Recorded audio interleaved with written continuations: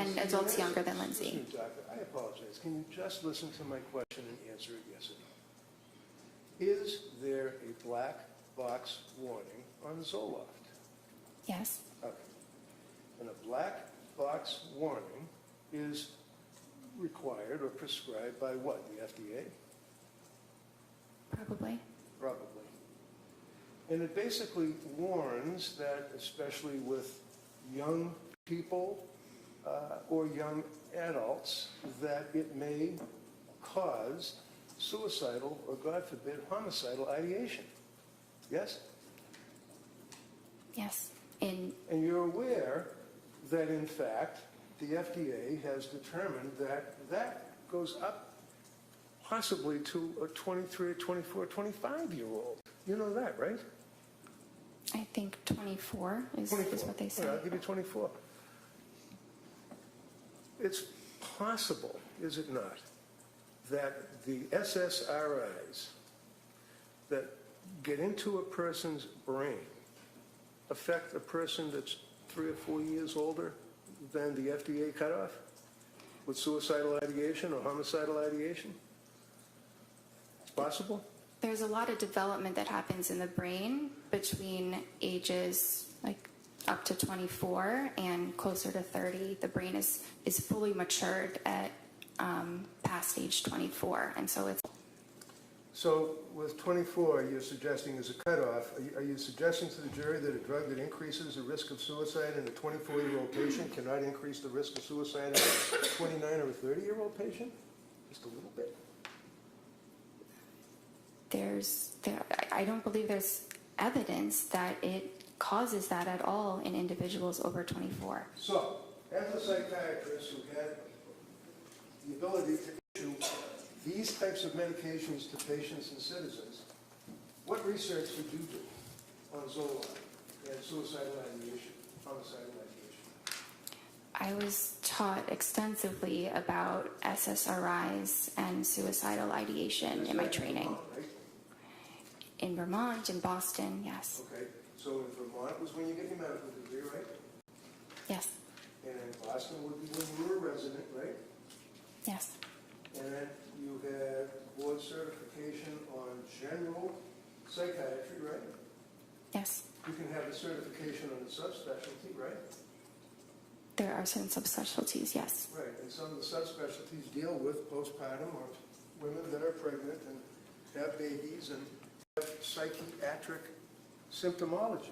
There's no board certification for perinatal or reproductive psychiatry. Well, there are plenty of classes that are recognized as, for example, at Harvard Medical School, there's an annual class or symposium, if you will, for postpartum. Have you ever been to that? No, sir. What have you done to research or to improve your education? I understand you went to med school and that you were a resident. What programs, continuing education, symposiums have you attended since you got the ability to prescribe these medicines to people? I have not attended a symposium. Have you attended anything? I have not, but I have done a lot of reading on my own, of research and guidelines about this area in psychiatry. Did you tell Lindsay when you were going, because one of the things that you guys are always concerned about is what's called informed consent, right? Yes. And what is informed consent? What does that mean? It means In a medical sense, not just like out in the street or something. Explaining to a patient the risks and benefits of treatment and possible alternatives, and making sure that the patient understands what you're saying. Now, when you were going over the symptomology or when you were going over the side effects of Zoloft, one of the side effects of Zoloft is, and I quote, severe trouble sleeping, right? Yes. Did you tell her that? Well, insomnia is listed as a side effect. No. You already said yes. You know it. Just did you tell her that Zoloft has a side effect of giving the patient severe trouble sleeping? That's all. So I didn't use the word severe because it typically doesn't cause severe trouble sleeping, but I thought you were referring to when she told me that she did have severe trouble sleeping, Well, and that that's was what true. she told you, right? That she had severe trouble sleeping, right? She told me, yes. And you know that one of the side effects of Zoloft is, let's say, trouble sleeping. You know that, right? Yes. Your answer is yes? The jury has to be able to hear you. Yes. And why would you prescribe Zoloft to a young woman who's postpartum, who's coming to you with anxiety, who's telling you she can't sleep, she's got all of these symptoms, and you prescribe a medication that would have a side effect of trouble sleeping? So individuals have very varied responses to medications. Some have no side effects, some have one or two. It's impossible to predict, but Zoloft is a top choice, a first-line medication for Says her. who? It was Says who? says it's the general consensus Well, you know among about the lawsuits psychiatrists. against Hold on, Zoloft, right? again, we can't have both of you talking at the same time.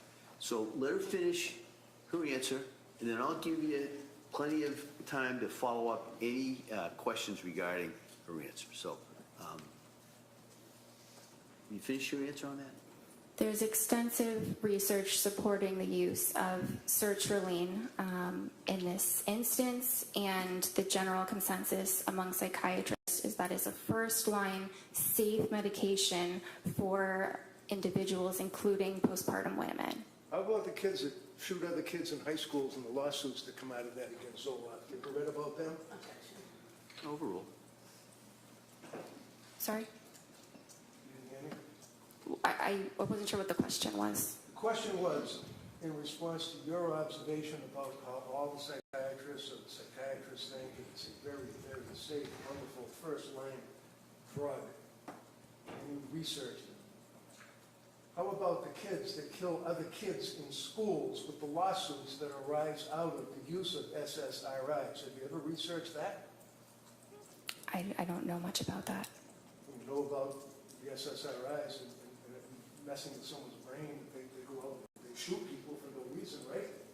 I'm not aware that that's linked to SSRIs. So you didn't really talk to her about increased risk of suicide when 24-year-olds are down because she's 4 or 5 years older than that.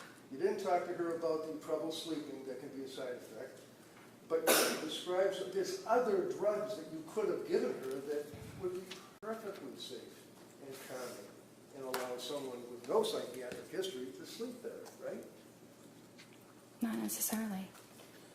Okay, so you prescribed her with the Zoloft. It was 25 milligrams, right? Yes.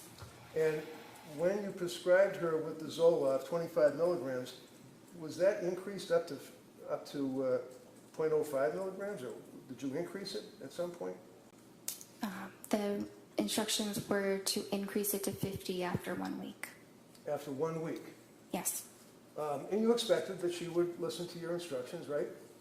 Yes. And she did, right? She waited about a month, but then yes, she did. Why did she wait a month? I think it took her some time to decide whether that was truly what she wanted to do. Right, she was afraid of the drugs, wasn't she? She was afraid of side effects. And she didn't want to take the pills, did she? She eventually did want to take the pills because she wanted to feel better. A month later, right? Yes. So you prescribe the Zoloft, SSRI, and then you tell her after a week to increase it, and she doesn't take that medication for a month, correct? Correct. And then she did take the medication, right? Yes. And did you meet with her or talk to her before she actually started to implement that particular regimen?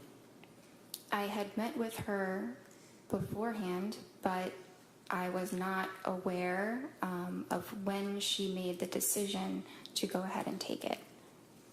So you met her on the 15th of September, right? Yes. When was the next time you met her? Can I check? Sure, of course, absolutely. You can look at anything you want. September 28th. And on September 28th, Did you discuss with her the fact that she was afraid to take the Zoloft? Yes. And did you recommend that she do that? Well, she said that she was feeling better at that point and wasn't It's a sure. real easy question.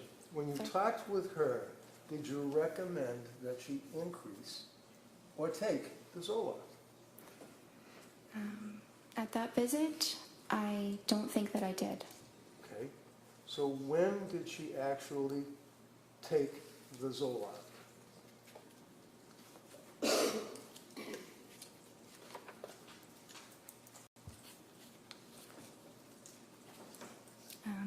She told me in her October 20th visit that she had taken it 1 week prior. And she told you that when she increased it in accordance with your instructions, she went off the rails, right? I don't think she used those words, but she had What words did side she use effects. for you as her doctor? She felt awful. Awful. Why did she feel awful? Did she have a stomach ache? Did she have a headache? Why did she feel awful? She did have some stomach aches. She had some diarrhea and had a difficult time eating. She also had increased anxiety. She had some more depressed feelings. She had more difficulty sleeping. And what was your advice to her as her doctor on the 28th of October, after she told you about the effect the Zoloft had on her? I told her to stop it, stop the medication. Okay. Now, Zoloft being an SSRI, and a patient that is taking the Zoloft, and the 0.05, we spent Friday afternoon going over the drugs, and 0.05 milligrams is the lowest dose, and all that. That's the dose that is prescribed to people, invariably, correct? It goes up to 200, but that is a starting dose. For pretty much all of you psychiatrists would agree with that, right? 0.05, right? 50. 50, okay. And you then told her to stop? Yes. What does it mean to titrate something? To slowly increase the amount. What do you tell patients when they're on an SSRI as to weaning them off the SSRIs? Depends what the dose is. If it's a high dose, you need to slowly decrease the dose, so kind of the opposite of titration. But if it's a low dose to begin with, you can stop it. Are you supposed to tell a person that's on an SSRI to stop immediately or to slowly withdraw from it? At 50 milligrams, it is perfectly fine to stop it immediately. So you didn't have any concerns at all about telling her to immediately stop taking the Zoloft? And what did you do, put her on another drug? Not immediately. Okay. So did she relate to you on that October 28th meeting that you had? Was it the 28th or the 26th? I met with her the 21st and then the 26th. Okay. Now, on the 26th of October, what did she tell you her condition was? So she was feeling back to how she was before the Zoloft, which is not great still, and that she was considering a new medication. So she was considering it. Did she do research on medication as to what medication she wanted to take? Is that what you did? She wanted to take, but that she wanted to try something else because she was still having significant anxiety. So when you say she wanted to try something else, I'm just asking, did you tell her what you recommended she try, or is that something that she decided she'd do on her own? No, I gave her my recommendation. Okay. The only reason why I ask that is that, a lot of times people might think that she's a psychopharmacologist, that she's a heart surgeon, that she's a vascular surgeon, that she knows everything about medicine. That's not true, is it? No.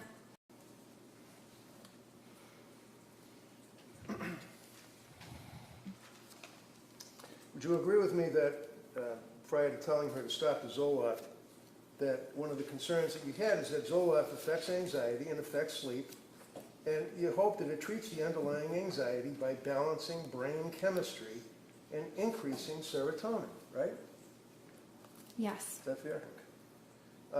And you'd agree with me that it does, as a side effect, have an impact on a person's falling asleep or staying asleep, as a common side effect, right? It can happen. It doesn't happen to everyone, but it certainly happens to some. But it is temporary. That's the important distinction. Is that there are many side effects that disappear entirely, and then the medicine is quite helpful for those certain conditions. What's that? Yes. She had problems sleeping, didn't she? Yes. Even after the Zoloft, right? Yes. So you, not her, you recommended a particular drug that she should take, right? Yes. And again, as it relates to what one would expect a young woman who's a labor and delivery nurse to know about psychiatric medication. What is methadone? Do you know? I'm sorry? Methadone. I'm not sure. How about hermababate? B-A-T-E. H-E-R-M-A-B-A-T-E. How about that? You ever heard of that? I'm not familiar with that. That's what's used to administer to a woman who's going through birth. You don't have an obligation to know that, do you? No. You have an obligation to know about psychiatric medications, though, right? Yes. There's a difference between what's known as nescience, which is not knowing what you have no duty to know, and ignorance, which is you don't know what you should know.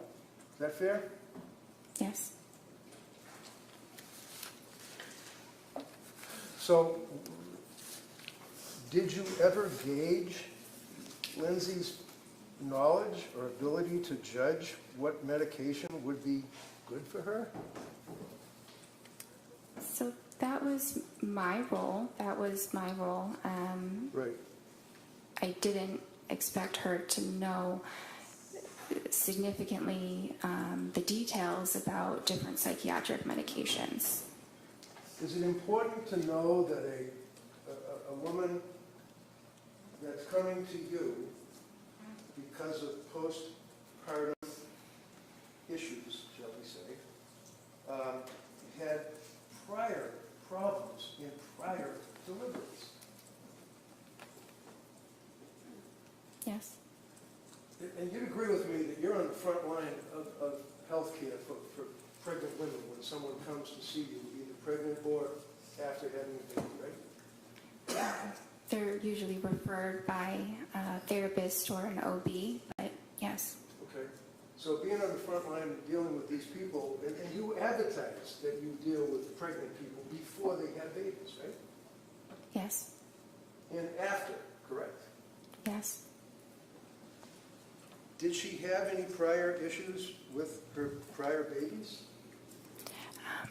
I knew that she had some anxiety symptoms with her prior, after her second child was born. And that would be Dawson? Yes. And when she saw you after having Callan, how old was Dawson, if you know? A few years old, maybe 2 or 3. Did she tell you what the side effects were after she had Dawson? She did. I did not list them because, Excuse me, that means you didn't write them down? yes. So what is it, your memory that we'll go by that, right? Sorry? We'll go by your memory? Go by my memory about what? I don't recall exactly which side effects she said, but I recall that they were some of the very common ones, the ones that are temporary. Hold on. You're telling this jury that you don't recall what the side effects were that she told you, but your memory is that they were general, common? Is that what you're saying? Yes, because if they were anything else, I would have documented it. Well, how about she took Zoloft? Did she take Zoloft, SSRI, after having Dawson? I think she took it for about a week. You think? Or she did? She did. So isn't that something that would be indicative of the fact that there was some psychiatric issues after she had her second child? Yes, but she did not describe them as being severe. Well, as a psychiatrist, can you ask her whether or not they're severe, or do you just wait for them to tell you?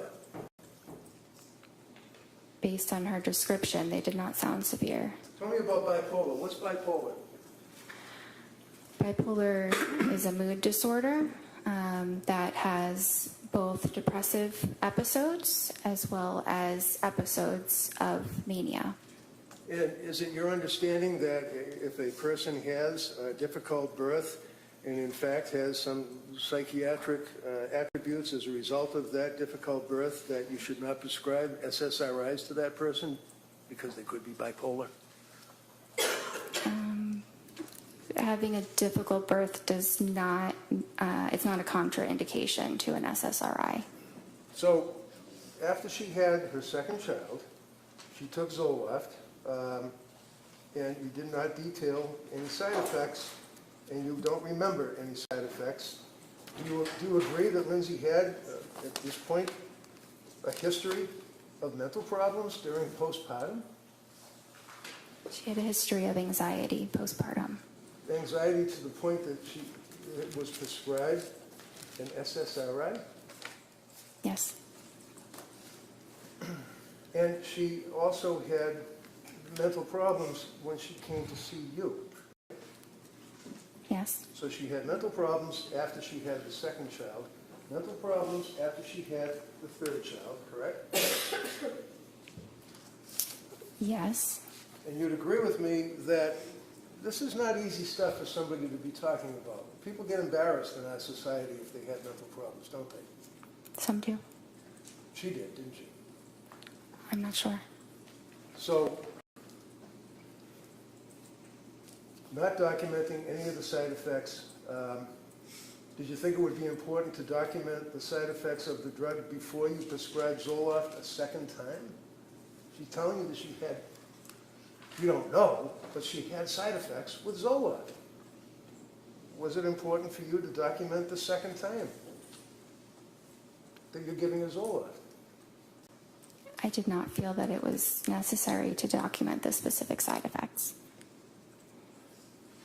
So if someone comes to you as a person who is in postpartum and is all the symptomology that she had related to you, that if she told you that she was on Zoloft after her second child and had side effects, you don't think it's important to document the side effects, number one, right? It depends what the side effects are. Which we don't know because you didn't write them down, you don't remember it. I would have written them down if No, they not were. what you would have done. What did you do? No, overrule. Go ahead. I would have written them down if What did you do? I wrote that she had side effects. What are they? I'm not sure. And then you prescribed Zoloft again, didn't you, in 2022? Yes. Do you recall, in the period of September of 22, October of 22, into November of 22, that she used the word overwhelmed, told you that she was overwhelmed. Is that correct? Sorry, which visit are we looking at? Well, the period of time, September, October, November, did she use the terminology that she was overwhelmed? Yes. Okay. And when you were treating her, you didn't think that she was just merely overwhelmed with 3 children. You knew she was really struggling, didn't you? I did. And it was at that point that you diagnosed her with a psychiatric condition, and you prescribed psychiatric meds. Isn't that right? I prescribe psychiatric medications, yes. So when you prescribed the Zoloft and told her to increase it, she told you that she was having all these difficulties. You told her to stop. Did you give her therapy when you saw her? Yes. What did you do? I think that I Not provided what- again, I reassurance. apologize, but not what you think. I want to know what you did. And that's why you write stuff down. So take your time and look at your notes. What did you do with this young woman for therapy? On which day? On what? Which day are we talking about When specifically? she came to you and told you that she was overwhelmed, and you diagnosed her with a mental illness and prescribed a psychiatric condition, the psychiatric meds. What therapy did you give her? Because you told us that when you're on the television, you still give them therapy too, right? I do. What did you do? Well, I'm having trouble identifying exactly when she said the words overwhelmed. Okay. So it's hard to pinpoint exactly what I said in a span of, a number of different visits. Did you indicate that there's information on the website that if a person has an emergency that they should do something? I did, and I advised her the same. So basically, if one of your patients becomes suicidal, and on that note, did she tell you at that point, up to November of 22, that she was dwelling on suicidal thoughts? It was a while before she mentioned anything about suicidal thoughts. Tell us when. I might need to look through the records right to see ahead. when she first did.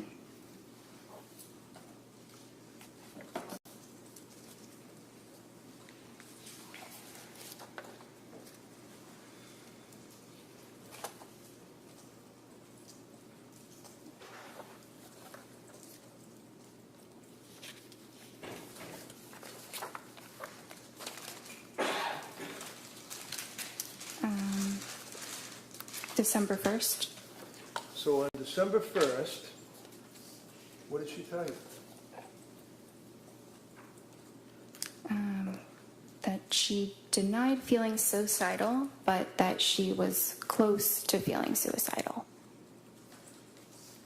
That's kind of like being a fisherman out in the ocean who's worried about the possibility of a storm and is thinking about the storm and is dwelling on the storm, almost in fear of the storm, right? Objection. No overrule. Isn't it? I guess.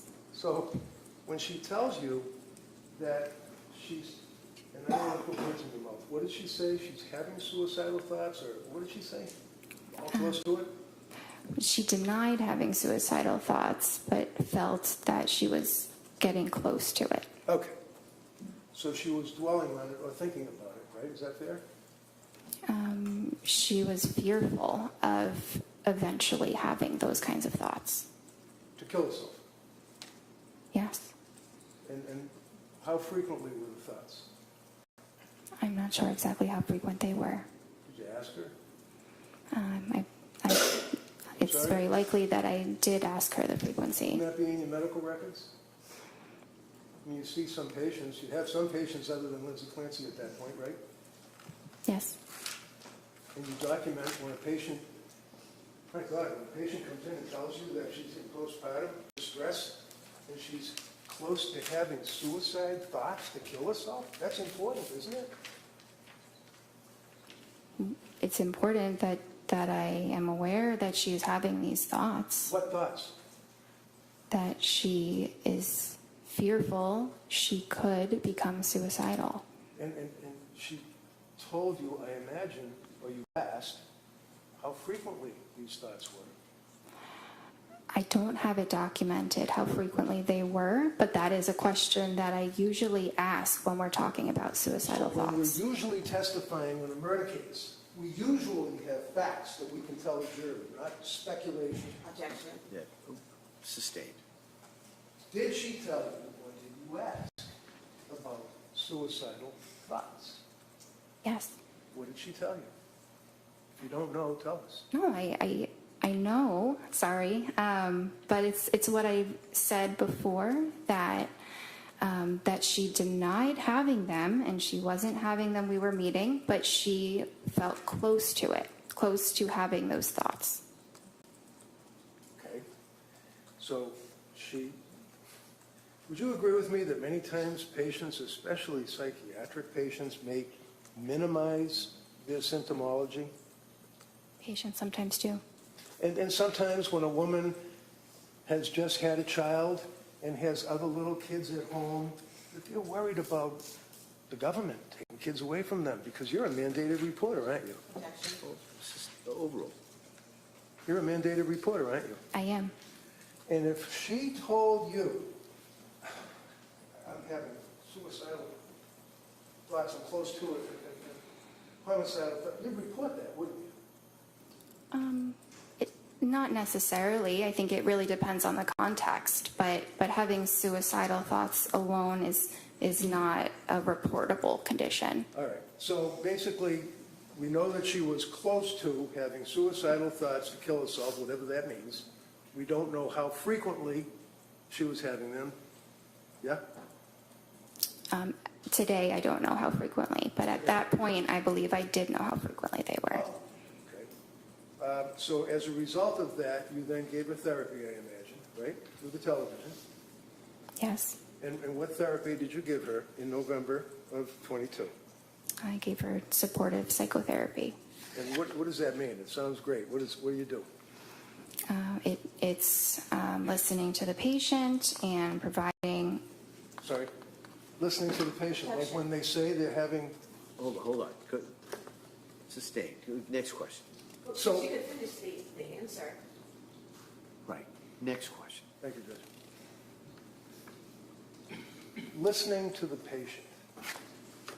That would be when, for example, one of your patients tells you, after all the treatment that you had provided prior to that, all the symptomology that she had, insomnia, anxiety, all of that she's close to having suicidal thoughts, that would, I imagine, impact on you. Yes. So what did you do with this psychotherapy? So I provided emotional support and validation and What does that mean, validation? encouragement. What does that mean? Something like, I understand this is a very difficult time. It really, it varies on the individual. Sure. How about Lindsay? I don't remember the exact therapeutic words that I used. Okay. How long did you give the therapy? Validation and all that stuff? I don't remember exactly the duration. Be about 10 minutes? Maybe. Through the television, right? Through the computer. So, as we pointed out, you tell the people that come to see you, when I say you, I mean collectively Astor Medical, that you would expect that if a person is in crisis, as you guys say, or is suicidal, that they would have to go to a computer or their cell phone, right? They would have to punch in your office, right?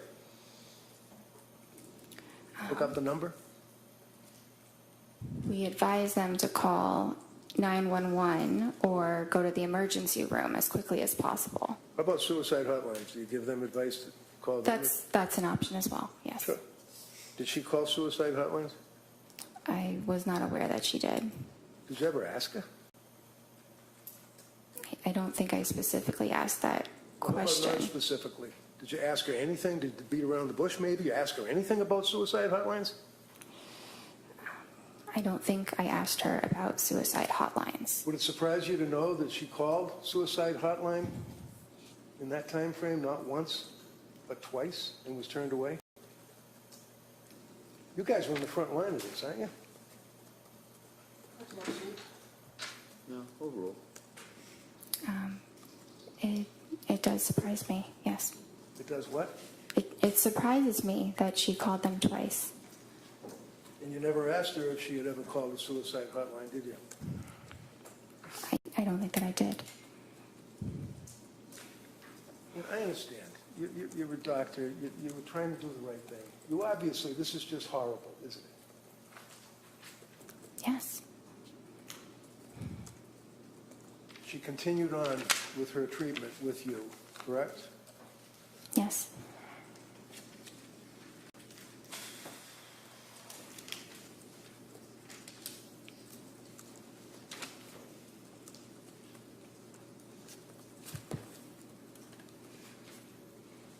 What was was the next medication that you put her on?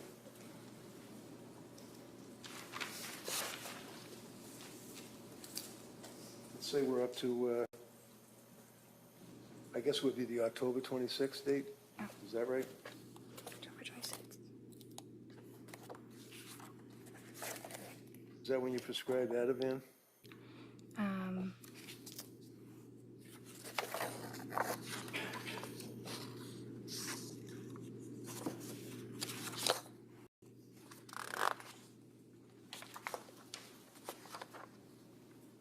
I prescribed that on the 21st. Sorry? I prescribed the Ativan on the 21st. All right, did you prescribe anything on the October 26th appointment? Yes, And what was that? buspirone. Buspirone. And would you agree with me that, is that also Vanspar? Buspar or buspirone are the common names for it. Okay. You ever heard of Vanspar? V-A-N, V as in Victor, A-N-S-P-A-R? You ever heard of that? No, I haven't. Okay. And would you agree with me that there are a number of side effects of buspirone? Every medication has side effects, but Okay, so my question is pretty simple. Buspirone, you mentioned it, I'm asking, any side effects? yes, What are the side effects? they could be tiredness or dizziness or rarely some upset stomach, but it's generally a very, very well tolerated mild medicine. And do you recall, was she taking any other medication at that point, if you know? Yeah, she was taking some of the Ativan. Some Ativan, right? Did you prescribe that to her? Yes, When did you prescribe the Ativan to her? the 21st. And she was compliant with your recommendations, right? Yes,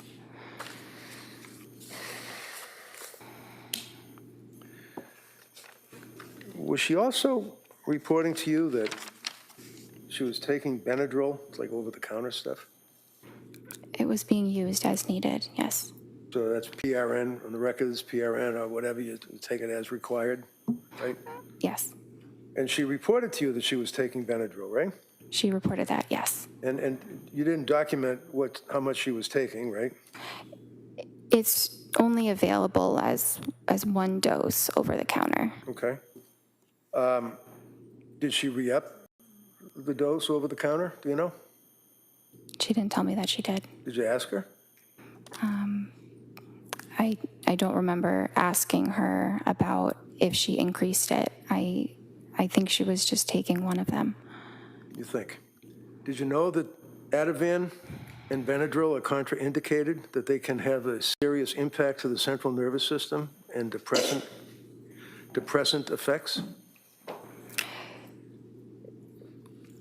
Yes, but can I explain that when they say depressant? Excuse me, the answer is yes, right?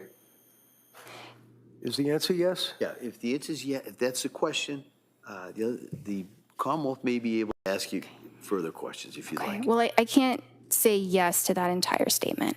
All right, next Did you question. discuss anything about Benadryl combined with Ativan on October 26th? I don't recall.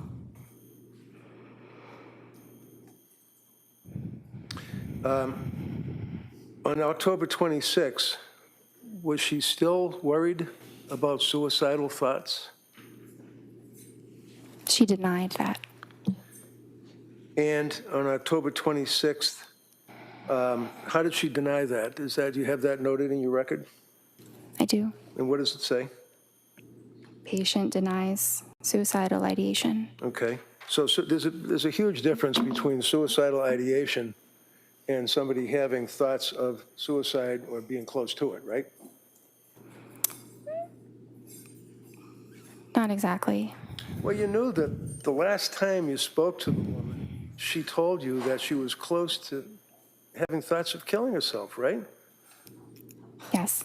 And you're her doctor, right? Yes. So what do? You just say, do you have, and check the box, and say, do you have any suicidal ideation? And she says no, and you check the box? No, it's not that simple. Do you ask her, like, well, gee, the last time I spoke to you, you told me that you were close to having suicidal suicidal thoughts of killing yourself. Did you pursue that on the 26th of October? Yes, And what did she say? that she wasn't. Now, how long was that appointment, if you recall? Would you agree it was 17 minutes and then there was some therapy? The entire appointment was something between 25 and 30 minutes. And that was again through the television, right? The computer, yes. Computer. Did you also add a drug called hydroxyzine? Yes. When was that? So that was the same visit as an alternative to the Benadryl. Okay, so on October 26th, when she told you that she was taking over-the-counter Benadryl, I asked you what you prescribed to her, and you said Ativan, right? Right? Yes. And then I asked you about the contraindication of Ativan and Benadryl, right? You asked me about that, yes. And then you, on October 26th, started her on Buspar, correct? Yes. And what is the purpose of Buspar? Is that for anxiety? Yes. And what kind of drug is Buspar? It doesn't really fall into a class, but it does act on serotonin. So it's another, similar to an SSRI, right? It's kind of like a more mild version of an SSRI. Okay. So she's on Benadryl over-the-counter, Ativan, which is a benzodiazepine, Buspar, which is an SSRI, and then you prescribe hydroxyzine on the same day, right? They weren't all to be taken at the same time. What's hydroxyzine? Hydroxyzine is an antihistamine. Okay. Is that over-the-counter, or is that, can you just buy that over-the-counter, or do you have to go to the back where the pharmacist is? You have to go to the pharmacist. Okay. And as far as you're concerned, she was taking the medications as she was required, right? That's what I was told. I'm sorry? Yes, that's what I was told. Did you, by her? Yes. And did you at any time tell her that she should keep a diary of her medications and keep a diary of any side effects that she has? I didn't instruct her to do that. You don't have to instruct somebody to do anything, but did you recommend it? Like say, hey, if you're on all these meds, if you're having an effect, you should write it down. When, time, date, anything like that? I didn't tell her to do that. Would that be helpful? Maybe, but usually we go through all of that in the appointments, and we met very frequently. Now, you'd agree with me that at this point, prior to the next appointment, which was November 2nd, she had gotten significantly worse, even after all this medication that you had been prescribing, right?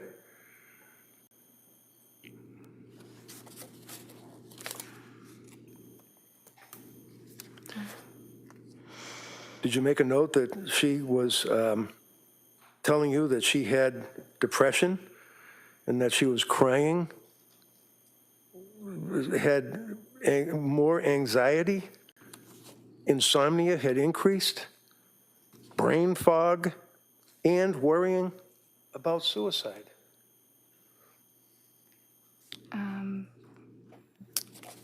In the couple weeks after starting those medicines, I don't recall that the symptoms were significantly exacerbated.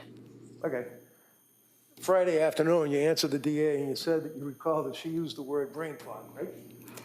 She used that at some point. I don't recall when. Okay, what is brain fog? It's a very subjective feeling that someone might have where maybe it's, hard to think of a word that you're trying to think of, or maybe it feels like, maybe you're thinking of things a little bit more slowly than you normally would. And how often was she dwelling on suicide? At what point? At the point she told you that she had anxiety, insomnia, brain fog, crying inconsolably. Objection, if we could have a date. I think he's going to get to that. Go ahead. October 26th, heading into November 2nd. Do you recall, I'll rephrase it, do you recall going into the November month, meeting with her, and she told you that she had brain fog?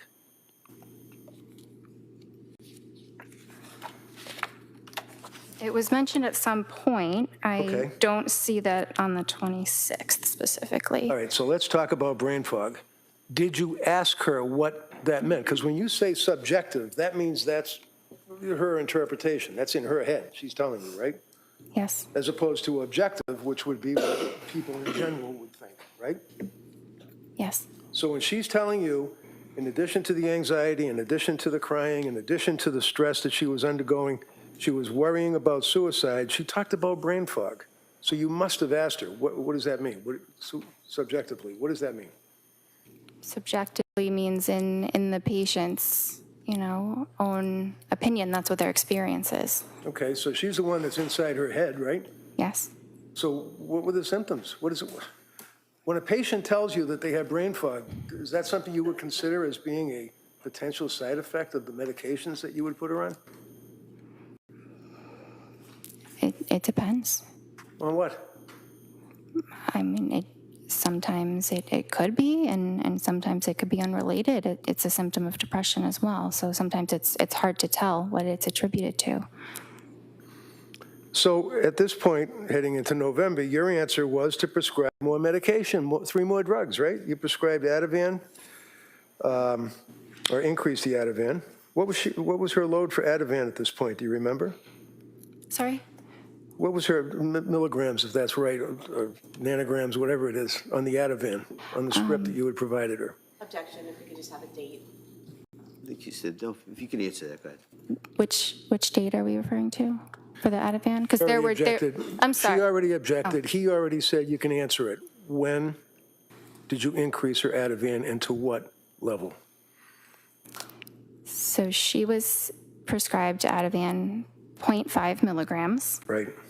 And then when I next saw her, she said it was a little bit helpful. So I said you could increase it and see if 1 milligram is more helpful. Did she increase it? Yes. And when was the next time you saw her to talk to her on the television or on the computer? Well, I saw her on the 26th, and then I saw her on the 31st. I'm Okay. sorry. How was she on the 31st? Halloween. How Sorry. was That's not my note. That's her therapy note. Okay. So how about this November 2nd? Was that the next time you saw her? I saw her on November 2nd. And she told you that she was hesitant to use the medications, the Buspar and the hydroxyzine, right? She said she was hesitant to try the Buspar. She was scared of the drug. She was scared of the drugs, right? She was afraid to take a medication. She wasn't doctor shopping and asking you to give her drugs so she could get high. She was asking you for help. Isn't that right? Yes. And she was afraid to take the drugs and told you that she was afraid to take the drugs, right? She told me she was afraid to take the Buspirone. Did you advise her or counsel her or give her therapy about that? Validations? Yes. And what did you tell her? Well, I advised her of, the risks. What were the risks? Well, the risks of medicine, like we had said, sedation or dizziness. Okay. How about interfering with sleep? Buspirone doesn't usually interfere with sleep. Not usually. Did you ask her about any thoughts of suicide or being close to having thoughts of suicide? Yes. Did she indicate to you that she had any thoughts of suicide at all? Not at that date. Did she use those words, or is that a box that you checked off? I don't remember her exact words, but we talked about suicide or, thoughts of hurting yourself. Right. And there's a distinction between, in your records and the notation, between suicidal ideation and I quote, worrying about, thinking about suicide. Would you agree with that? Yes. And what did she mean when she told you, as her doctor, that she was worrying about thinking about suicide? You mean in the prior appointment? I'm talking about a woman that's sitting in front of you on your television or your computer telling you that she was worried about thinking about suicide. Well, on the second, she didn't say that. Okay. When was the next time that she told you that she was worried about or thinking about or suicidal ideation?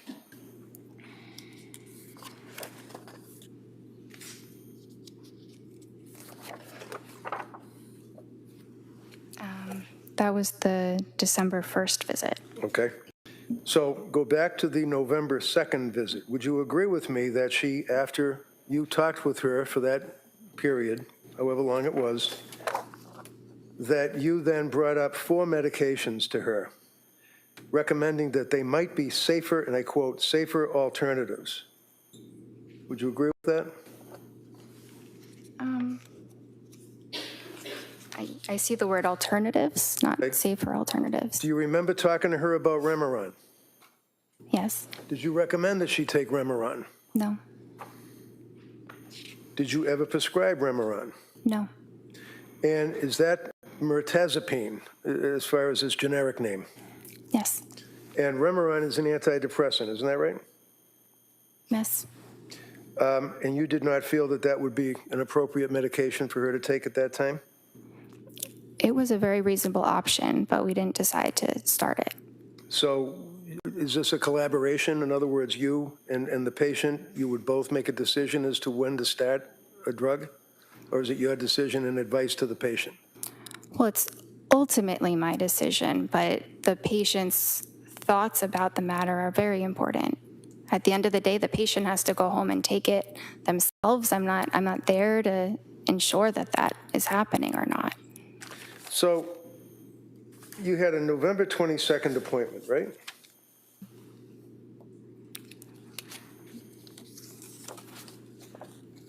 Yes.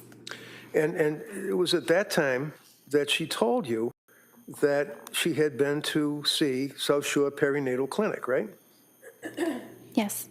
And did she tell you why she was seeing someone from the South Shore Perinatal Clinic? I think she told me that it was because they were exclusively focused on treating perinatal conditions. Yeah, but so were you, right? Not exclusively. I'm a general psychiatrist. I see. And did she mention the name of any doctor or nurse practitioner that she was seeing at the South Shore Perinatal Clinic? Yes. Who'd she mention? I think she said something about Julie. Paul? Yes. Okay. And a woman by the name of Nurse Gelada? I heard her name a little bit later, but Okay. yes.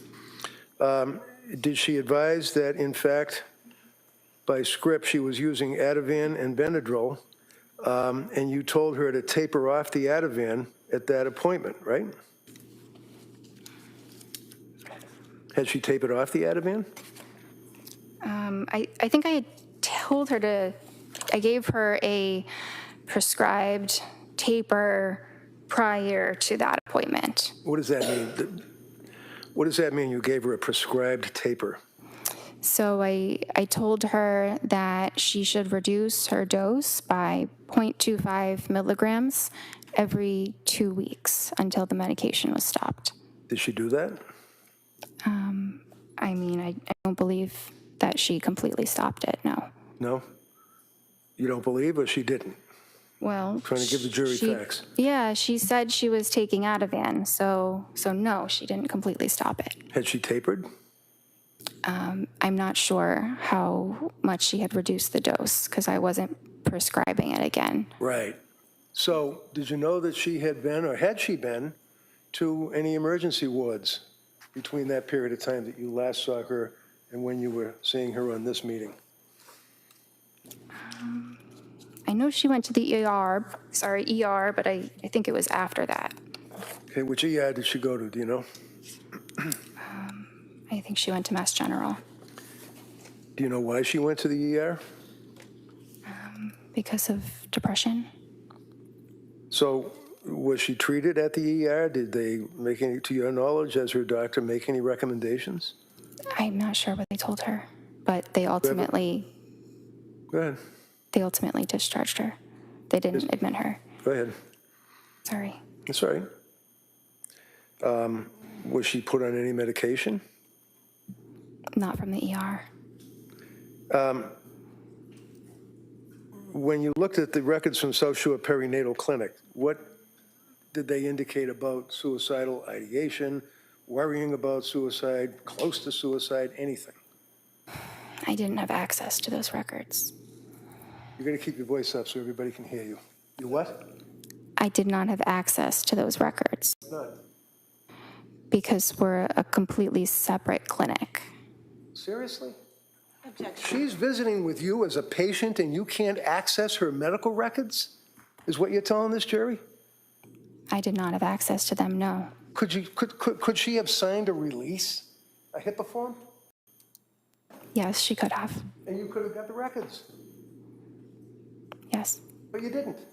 I did not feel like it was necessary because she provided all the relevant information about her treatment there. How do you know? She's got mental disease and she's seeing you and she's on all this cocktail of drugs. How do you know that she is an accurate historian at this point in her life? It felt very accurate when she was able to recall the names of the medicines, doses of the medicines, specific days. She provided a lot of incredibly detailed information. So it showed me she was capable of doing that. So when you talked to her husband, Pat, how many times did you talk to her husband, Pat? I think The guy was living with her. it was once. And he came to your office, right? No, he didn't. He got on the television or the computer screen, right? Yes. And when was that?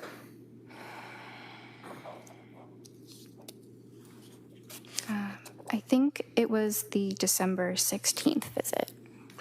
So let's, Mr. Reddington, why don't, before we get to that, Okay. it's probably a good spot to stop. We're going to take the morning recess, and then we'll come right back, okay? Court, all rise. Jury, please close your notebooks, place them on your chairs.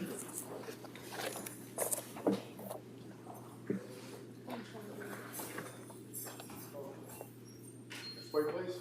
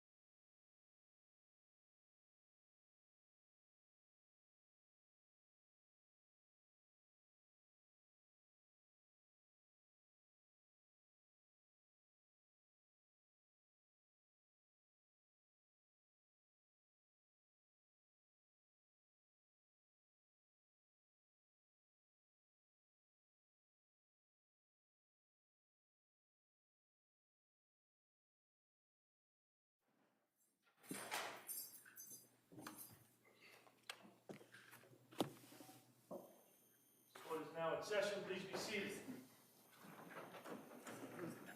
You all set for the jury? Yes.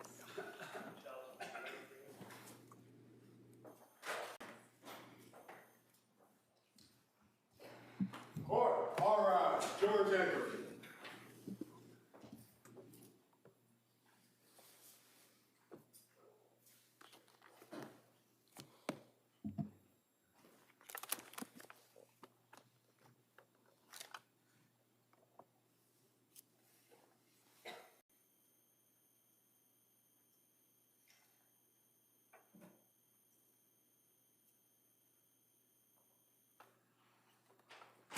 This court is now in session. Please be seated. Your Honor, for the purpose of the record, we return back to the trial of Commonwealth versus Lindsay Clancy. All parties are present, including the defendant and the 18 jurors. All right, thank you. Mr. Reddington. If you would just please look at your medical records that you have in front of you, I believe, and just go back to the October 20th record, where you have, I believe it's called interval history. I had trouble hearing the date. Can you repeat that? Sure, October 20th? Sorry. Okay. So looking at the interview history, that's when that you decided to start Zoloft. It says a week ago, right? That's when the patient started it, yes. Okay. And she then increased the dose, and it says last night, right? Yes. And what was she telling you on the computer screen when you were talking to her? What did she say about increasing the dose of the Zoloft? That she felt awful. She couldn't sleep. Had insomnia, which became worse when she increased the dose. She didn't want to eat. She was having diarrhea. Food felt really unappealing. She was more depressed on it, crying all day yesterday, which is not normal for her. She had some mental fog and was terrified to start something new. Did she also tell you about her anxiety level? Anxiety was really bad even before med. Now hard to differentiate. Overnight racing thoughts, paranoid of getting suicidal thoughts, something bad happening, doesn't want to be alone.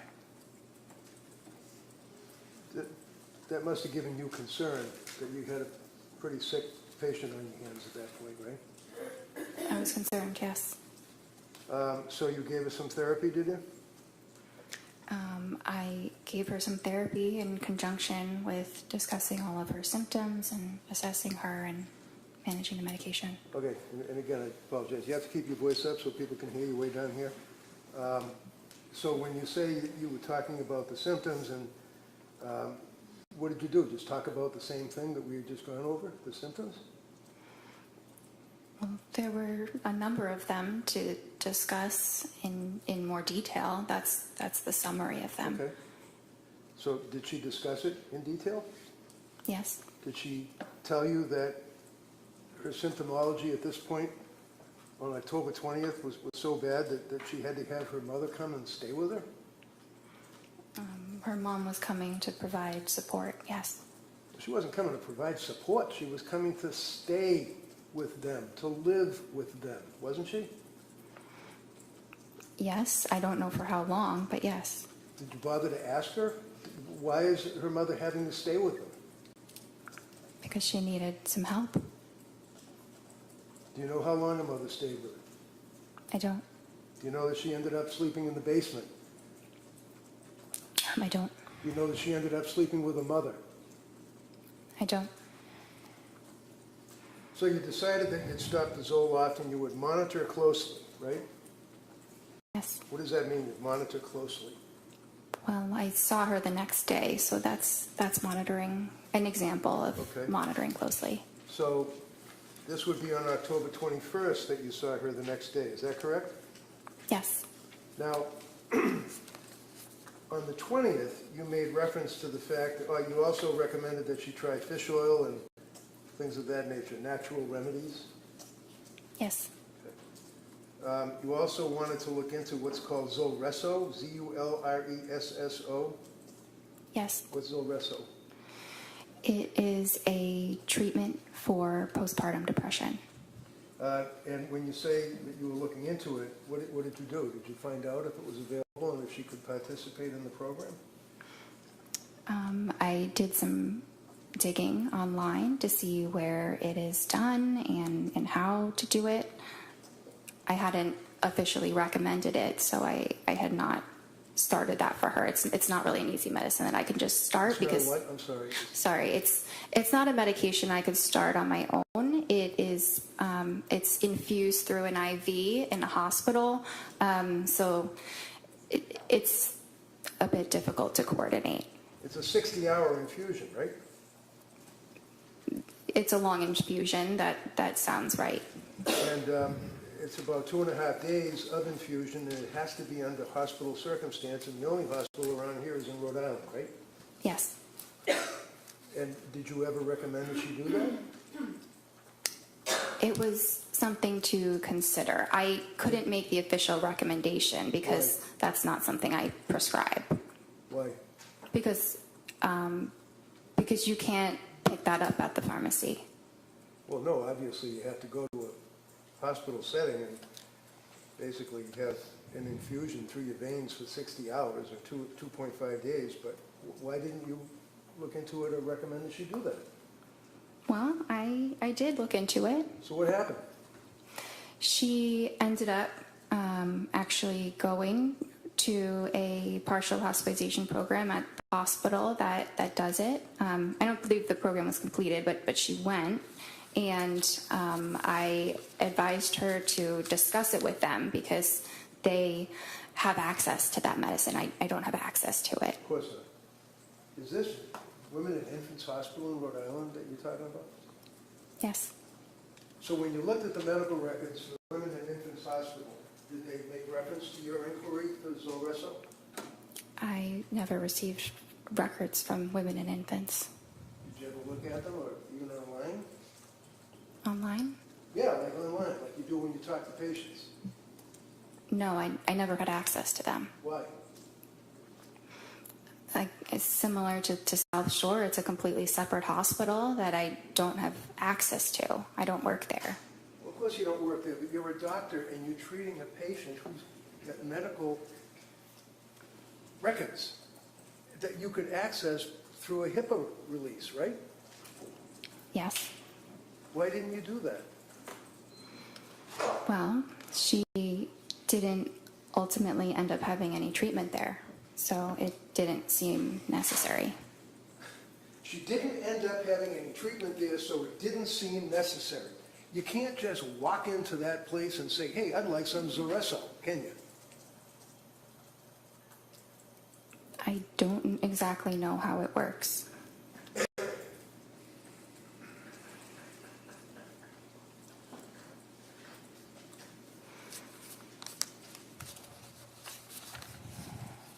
And then again, on that date, which would be October 20, when the jurors are looking at the records, you checked off the boxes again on objective findings, mental status exam, appearance, speech, things of that nature, correct? Yes.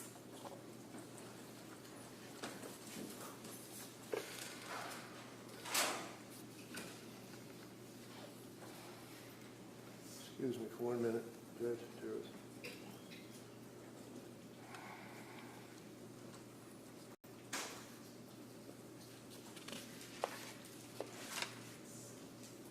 So when she was telling you on that date that she was in quoting your records, paranoid of getting suicidal thoughts and something bad happening, doesn't want to be alone, what did she mean by that? Well, those were a lot of her words. Right, isn't that a concern? If your patient is telling you she doesn't want to be alone, why didn't she want to be alone? Because she was very anxious and had the feeling like something bad might happen. Okay. Did her mother ultimately and dad come to stay with them? Yes.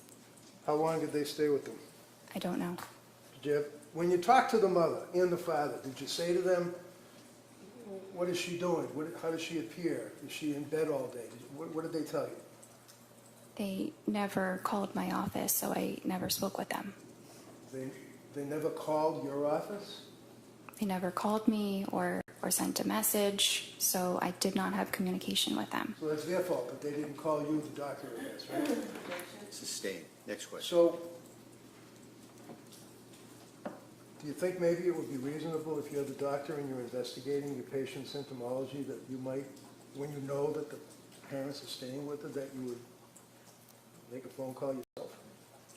It's not typical when you have an adult who is able to advocate for themselves to speak with their parents. So while she is telling you about her symptomology and tearfulness and crying and unable to get up and anxiety and the medications and the mental illness that she had, you felt that she could advocate for herself?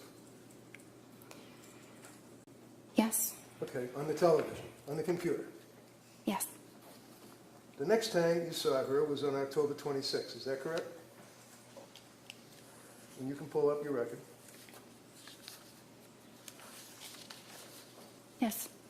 Now, and if you look again at the interval history where you put down what's going on in the patient's life that time, this is when she indicated that she's back to where she felt that she was before Zoloft, which was not great, and that you guys were considering a new medication. Is that right?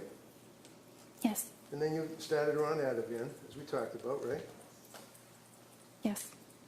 And then you started her on the buspirone, right?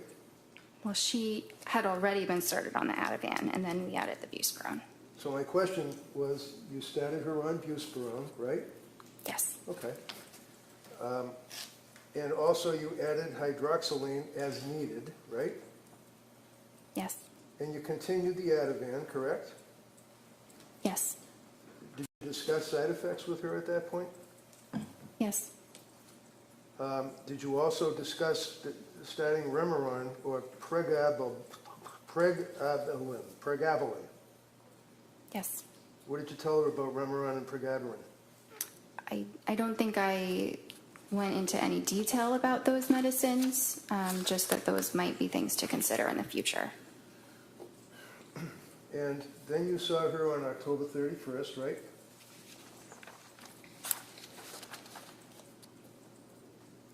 That was her, I think that was just a therapy appointment with a different provider. Would that be Jennifer McAllister? Yes. So it's a different provider in the sense that she works for Astor, right? Well, yes, it just wasn't myself. Right. So on October 31st, they did a suicide assessment, or she did, right, McAllister? I wasn't there. Well, I know you weren't there, but these are medical records that have been introduced into evidence that the jury's going to have in the jury room. Objection, is that a question? No, good. Next question. McAllister did a suicide assessment, apparently, right?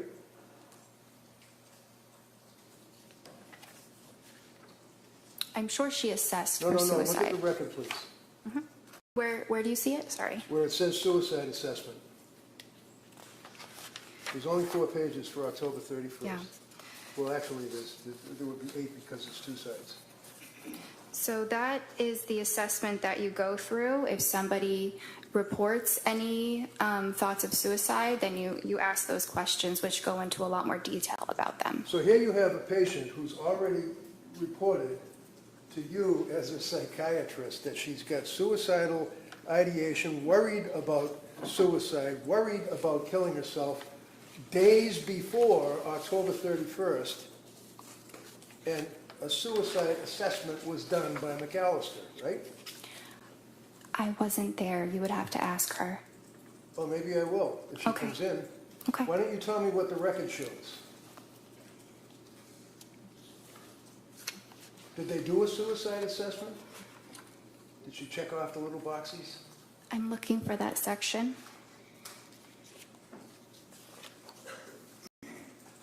It says that patient denies suicidal or homicidal ideation at this time. Okay, so again, this is on October 31st, right? Yes. The patient, within a period of a couple of days and meetings with you, that McAllister has access to because the records are within your business, right? It's not my business, but yes. Has reported suicidal ideation and fear and dwelling about killing herself and afraid of those thoughts, right? Let's see. I just want to be absolutely clear. No.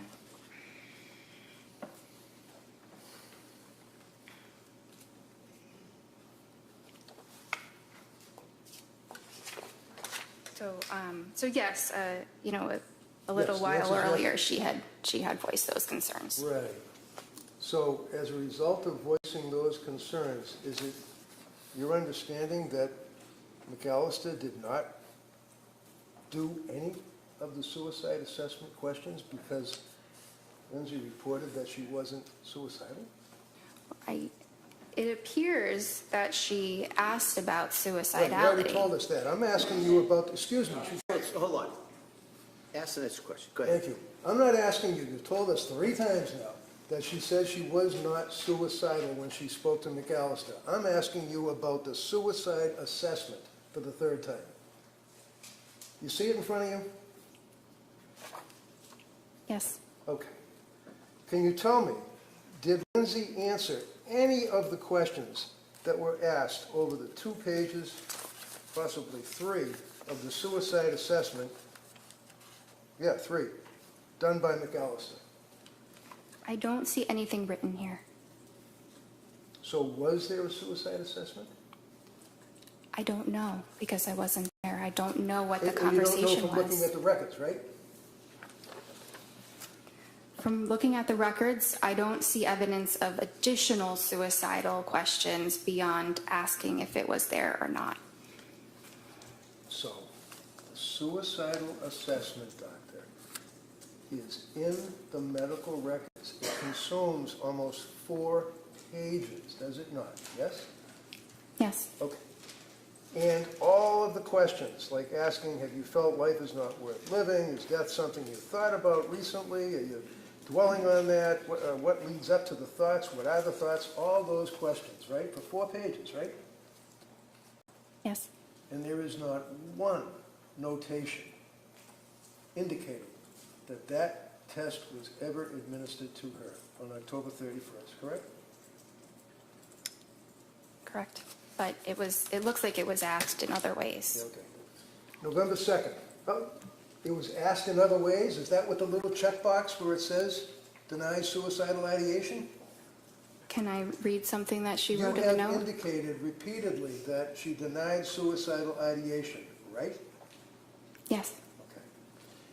The suicidal assessment was not administered, according to the record that's in front of you, by McAllister, yes? The additional suicidal assessment, yes. November 2nd. Oh, by the way, as a psychiatrist, not a psychologist, you have the ability to prescribe medication, obviously, right? Yes. And that's what we talked about, the DEA number and all of that, correct, which you had for about a month, other than when you were a resident, right? Yes. So you're prescribing these SSRIs and antipsychotics and antitropics or whatever they are, and it's important as to the metabolism of your patient with those drugs, isn't it? Yes. Okay, you can voice it. What does metabolism mean? The body breaking down the medication. So how is it that you can determine how the body of your patient is breaking down the medication that is in their brain and they're complaining about all of these symptoms? How, as a doctor, do you determine how the body's breaking it down? We don't typically have any specific testing that we do to understand that. How about a blood test? It's not done for that. It's not done for that, meaning a blood test is not done to determine the metabolism of your patient, of your medications? Are you referring to genetic testing? No, I'm asking Okay. about the metabolism. I'm not Okay. talking about genetics. I'm talking about the metabolism of the SSRIs in her body. Okay. You can tell that metabolism rate through blood testing, right? Not in the way that you're describing. Okay, what way would it be? There is genetic testing that can give information about metabolism. Like what? It can talk about different enzymes that a person might have to suggest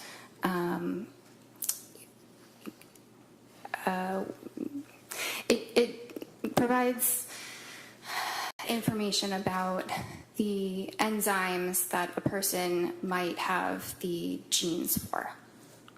Okay, so it provides the enzymes that a person might have the genes for. Forgive me, I'm having difficulty with that.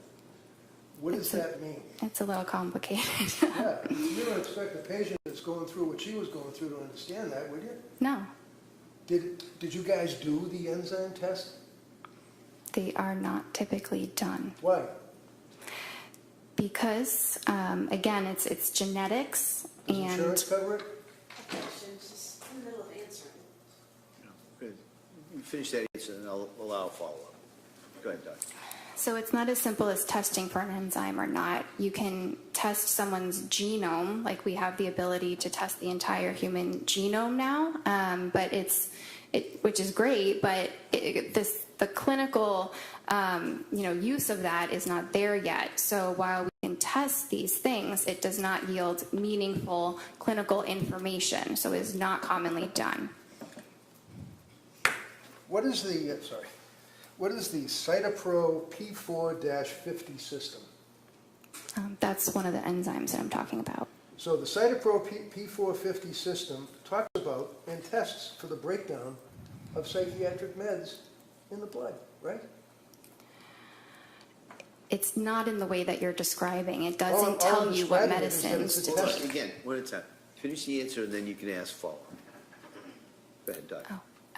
It just, yes, this is a test that is done, but it doesn't tell you what medications a patient will do better on. It's not useful in that way. So what's it useful for?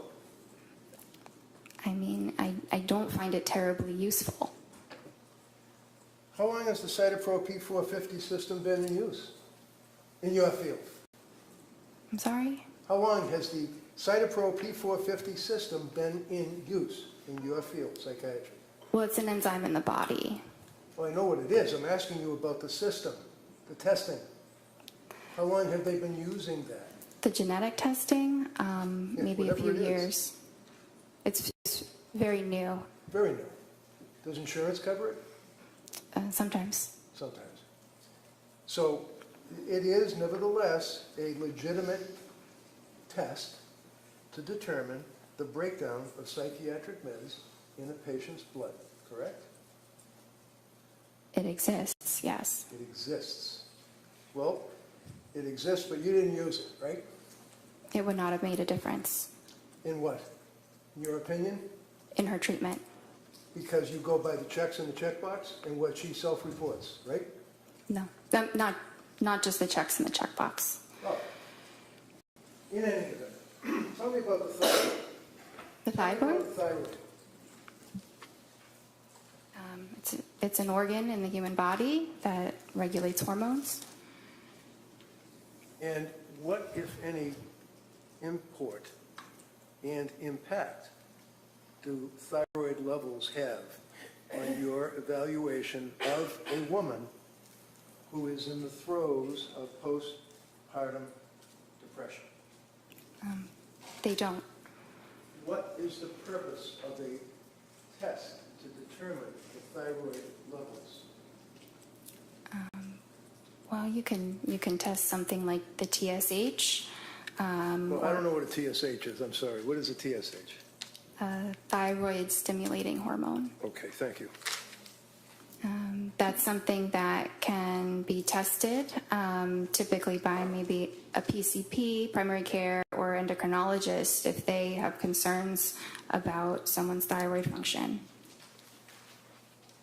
Were you aware of a study that was a major study that was peer-reviewed? What does peer-reviewed mean in your business? That it was reviewed by other researchers in a similar field. And the report or the article or whatever it may be has to be approved by the peers that are reviewing it before it can be published, right? Yes. And you'd agree with me that in the medical field, it's a big deal to have publishing articles on your resume, right? Yes. And how many articles have you published about postpartum depression, postpartum psychosis, anything? I have published something, but it's not a full article. It's just a small thing. Okay. Are you aware of the psychiatry magazine article dealing with, in 2021, thyroid function in postpartum psychosis and exploratory study? Have you ever heard of anything about that, let alone read an article about it? No. Are you aware that there are studies that have compared thyroid function between psychosis with postpartum onset, PPO, psychosis without postpartum onset, PWPO, and normal postpartum? You aware of that? No. Well, you're supposed to be an expert, or you specialize, or you have an interest in treating women that have suffered from postpartum, correct? Yes. Have you written any articles at all about postpartum depression, anxiety, psychosis? No, I'm not a researcher. I'm a clinician. Have you read any of the articles, such as thyroid function in postpartum psychosis? I've read many articles. There are thousands. I have not read that specific article. Thousands? Thousands of articles on postpartum psychosis and the thyroid? No, not on that specific topic. So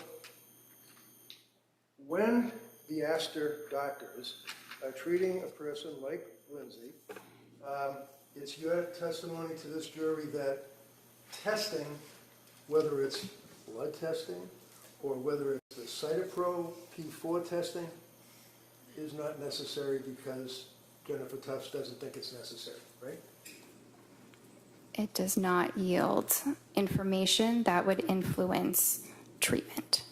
Really? So if there was elevation in the thyroid, that wouldn't impact on your treatment at all, your evaluation, your investigation? Sorry, I thought you had mentioned the cytochrome issue. Are we talking about that one, or are we talking about the thyroid? Talking about the thyroid. Okay. Yeah. So if Can you there were repeat? tests that revealed elevation in the thyroid level, is it your testimony that you wouldn't care? If I somehow found out that a patient had elevated thyroid levels, I would advise them to talk to their primary care or maybe get an endocrinologist to discuss it. Did you ever recommend that Lindsay get an endocrinologist? No, she And the did reason- not. The answer is no. And you basically did not have any information that you could use to even realize that there might have been a thyroid issue with this woman that was postpartum, right? Because you didn't do any blood tests. There was no clinical reason to obtain a blood test. All right, so you continue on with your meetings by the computer, correct? Yes. November 2nd. You can get November 2nd out. You got it? November 22nd? No, it looks like November 2nd. I apologize, that's what I'm looking at. Tufts, Jennifer, MD, Clancy, Lindsay, follow-up note, November 2nd. Yes. Okay. And you're still diagnosing her with generalized anxiety disorder, GAD, right? Yes. You add in there an adjustment disorder with depressed mood, I guess because of what she had been telling you, right? Yes. Okay, looking at the psychiatric condition, you note that it's improving. Right? Yes. And then you determine that you will decrease the Ativan to 0.75 milligrams for 2 weeks, and then decrease it to 0.5 milligrams for 2 weeks, and consider alternatives for sleep anxiety. Is that correct?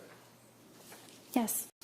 And then you note if she's having urges to harm herself or others, to go to the nearest emergency room and call 911 and things of that nature, correct? Yes. So is that a form that you basically press a button and because it seems to be kind of like a generic advice. Call 911 if you're feeling suicidal and things of that nature. Well, that's advice that we provide for every single patient. Okay. And then you note that half the encounter was on counseling or coordination of care on November 2nd, right? Yes, that's a typical statement. It's just a part of documentation that doctors use. All right. Now, on November 2nd, you were suggesting the 4 drugs that she would start would be Remeron, Trazodone, Pregabalin, and hydroxyzine, right? Those were just things we were considering. Oh. I wasn't starting all of those medicines. I see. On November 22nd, now that would be almost 3 weeks later, right? You saw her, right?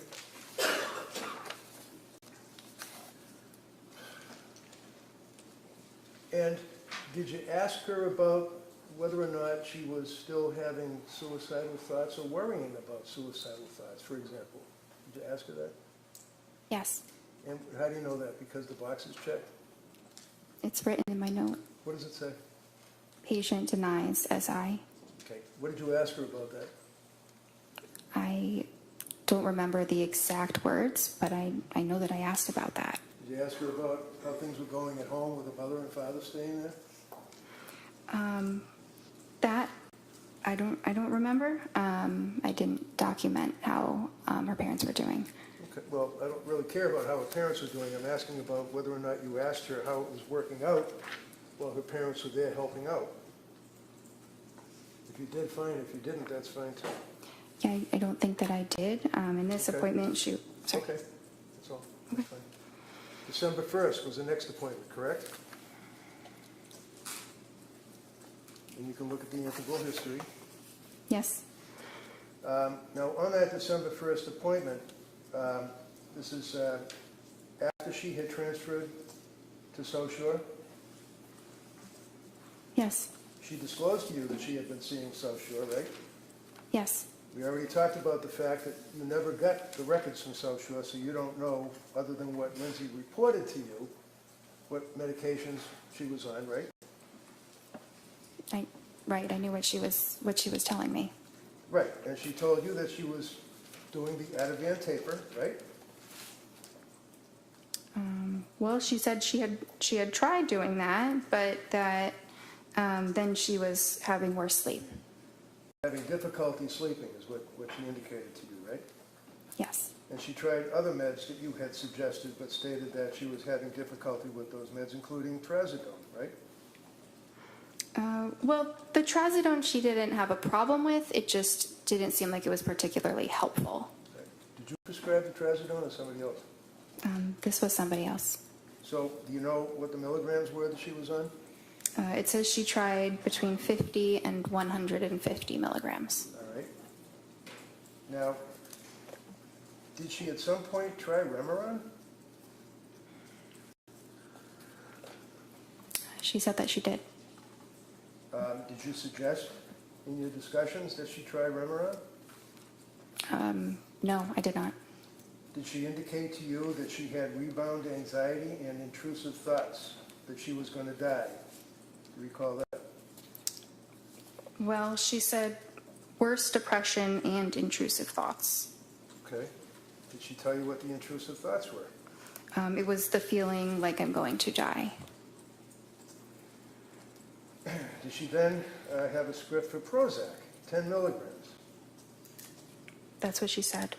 And she said that she couldn't sleep and had worse sleep, so that had to be stopped, right? Yes. She had, then she was on Klonopin, right?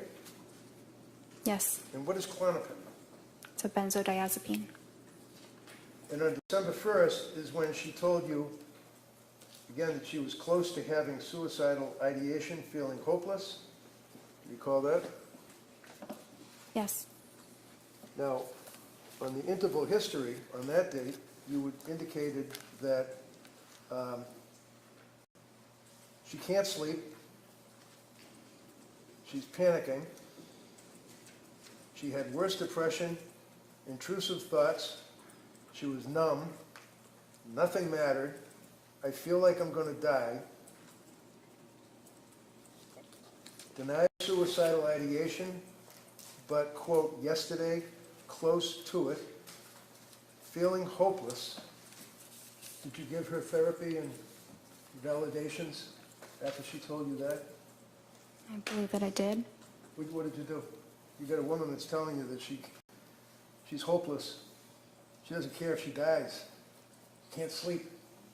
What did you do to validate on your therapy? Well, I told her that this was something that we could address, that there was hope, that there were treatments, and there are different types of treatment programs that are more supportive, like partial hospitalization programs. So she knew that she still had options and a reason to hope. Did you ever suggest to her that maybe you ought to come in and see me rather than talk on the computer? Talking with her over the video did not seem like an issue. It didn't seem like there was anything that I was missing or that there was any need to see her in person. Now, you'd agree with me that in December of 2022, COVID was all done, right? It wasn't completely all done. Were you still nervous about dealing with people and wearing masks and stuff, or were you able to sit down and talk to somebody face to face? We were definitely feeling more comfortable about being face to face with people, but I think, it was still something that we thought about. You discussed trying Seroquel with her at that point, right? I didn't really discuss it. She had told me that was something that she had discussed with her other provider. So looking at your notes, does it say also discussed trying Seroquel alone tonight? Did your notes say that? It says yes, but I wasn't making a recommendation about the Seroquel. It was just a medicine I was providing her more information on. So you were telling her about the Seroquel? Providing information? Yes, we were talking about the Seroquel Right. Why?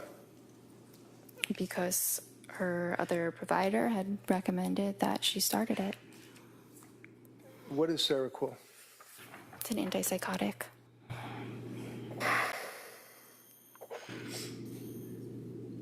You also discussed with her the possibility of undiagnosed bipolar disorder, did you not? It was discussed. And undiagnosed bipolar disorder was, in your opinion, as a result of, not a reaction, but extreme reaction to the SSRIs, right?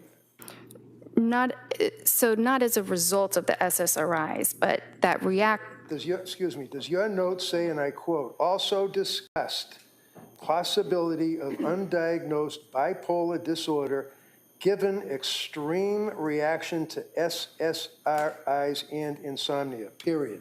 Does it say that? Yes. Those are your notes, right? Yes, the way you were saying it made it sound a little bit different before, but that's exactly what I wrote. I read it directly from your note, right?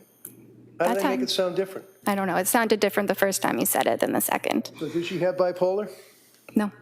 Did you make that decision that night? that day?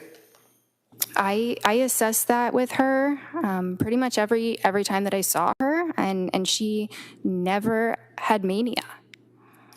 What about mood stabilizer like Lamictal? Did you discuss that with her? Yes, What is Lamictal? it's an anticonvulsant, but it's used in treating mood disorders. So what was the end result of your meeting with her on December 1st? What did you guys do? Did you give her any recommendations, advice, anything? Yeah, well, so at this time, I was not prescribing her medications, but I was still concerned, not concerned enough that she was at imminent risk of hurting herself or anybody else, given what she said.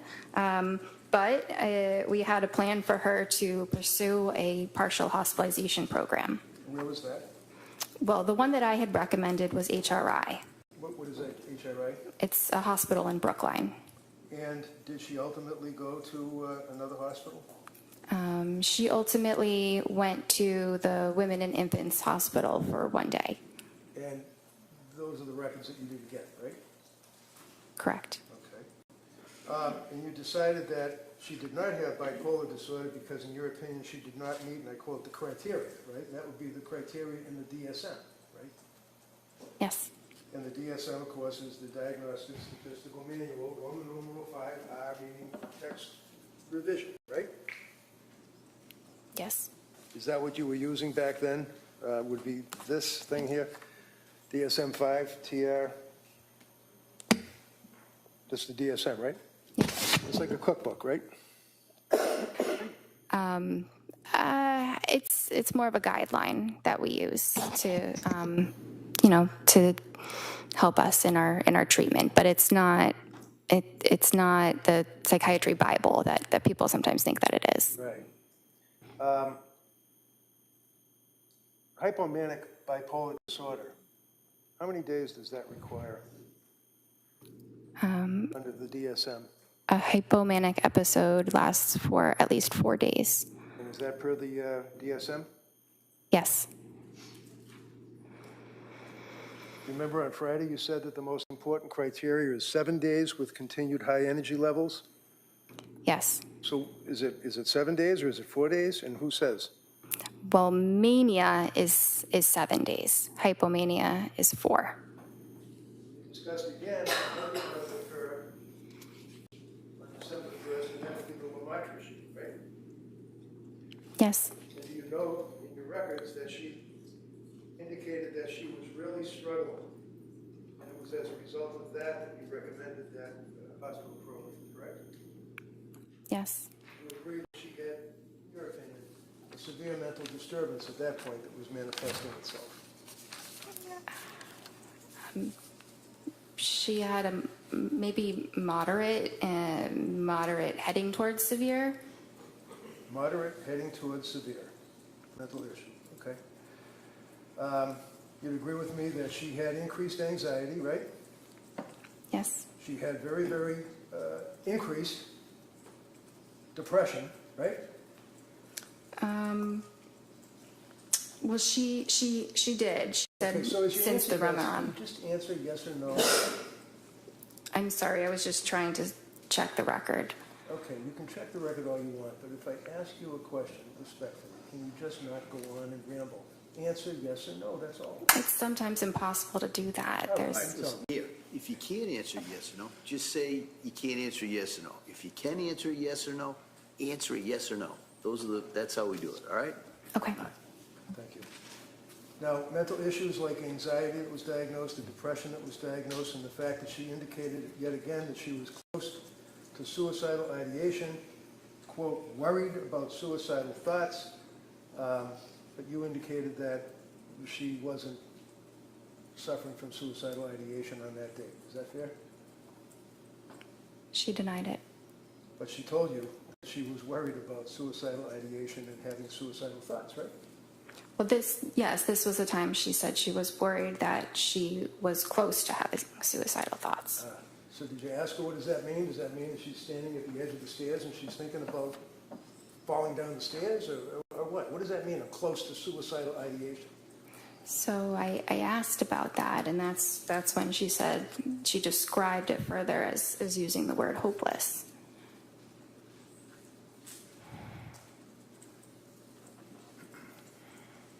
So did you prescribe the lamotrigine on that occasion or no? No.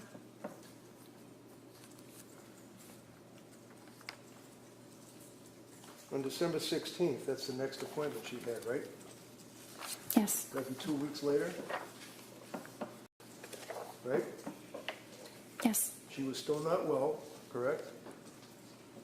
She told you she was having a really rough time. She was sleeping, but she was still feeling very poorly. In your notes, does it say that she was having a really rough time? Yes. So when I asked you, if your notes reflected that she said she was having a really rough time, why do you feel compelled to say she was sleeping? Objection. Overruled. It's an important detail. Yeah, I guess. How about the rough time? What did that mean? What were the symptoms of having a really rough time for this kid? Do you want me to? Yeah, I'd like you to answer that.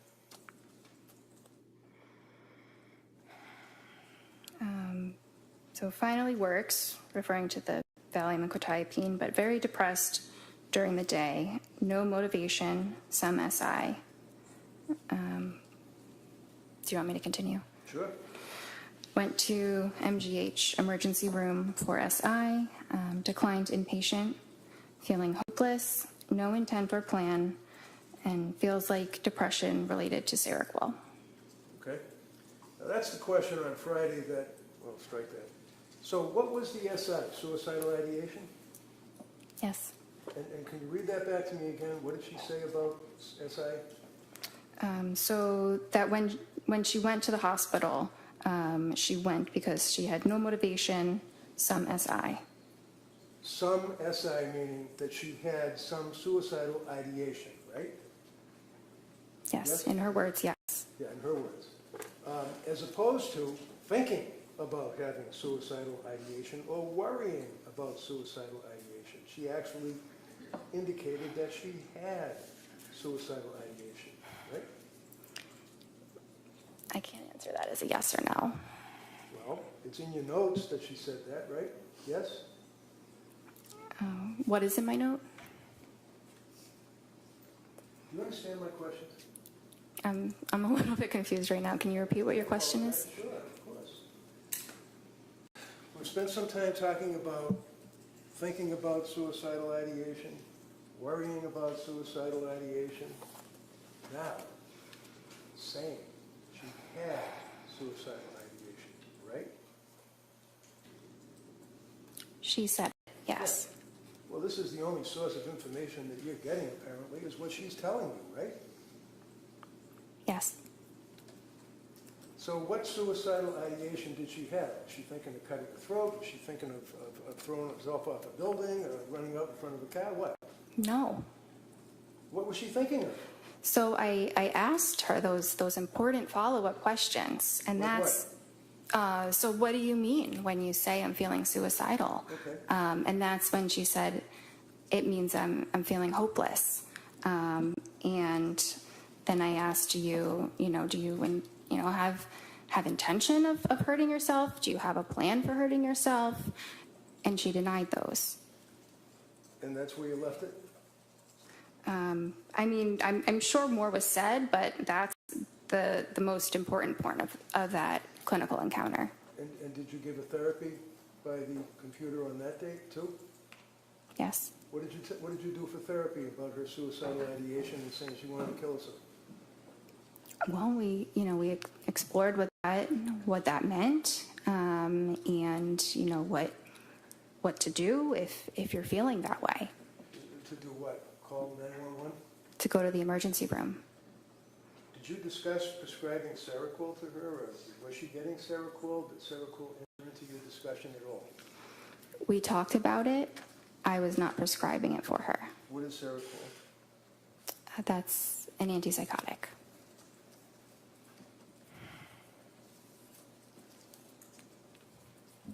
So, at the conclusion of your meeting on December 16th, basically what you took away is that she had now increased to suicidal ideation, was feeling hopeless, all the rest of the things that we've talked about, and then she what, just moved on, went home? Well, she was assessed in the emergency room and was not admitted. And I assessed her on that day again. And while she was certainly struggling, she did not require hospitalization at that moment. So she was planning on going to the Women and Infants program, and I supported that. Did you know that around that time, she confessed to her husband that she was having now thoughts of harming the children? No. Would that have been something you were concerned about? If I heard that, I would have been very concerned. You would have called DCF, right? I might have. And when you spoke to Pat, did you ever ask him what his observations were of her spiraling into November and December? Not that one time that he stuck his face on the computer and talked to you. Did you ever talk to him? He never called me again. Or he never called at all. I never spoke with him again. So he is a husband of a woman, just had a baby, who's postpartum with all of these symptoms that we talked about, all of the drugs that you were prescribing and that she was dealing with, trying to get help. You never talked to her husband about what he observed? Because he didn't call you? Well, we did speak on that visit, Which visit? the 16th. Or I think that that's the one that he was at. You think it was? It's not noted in your record? It's not noted, but I remember some of what we talked about. And so in reading that record, it seems like that's the likely one that he was at.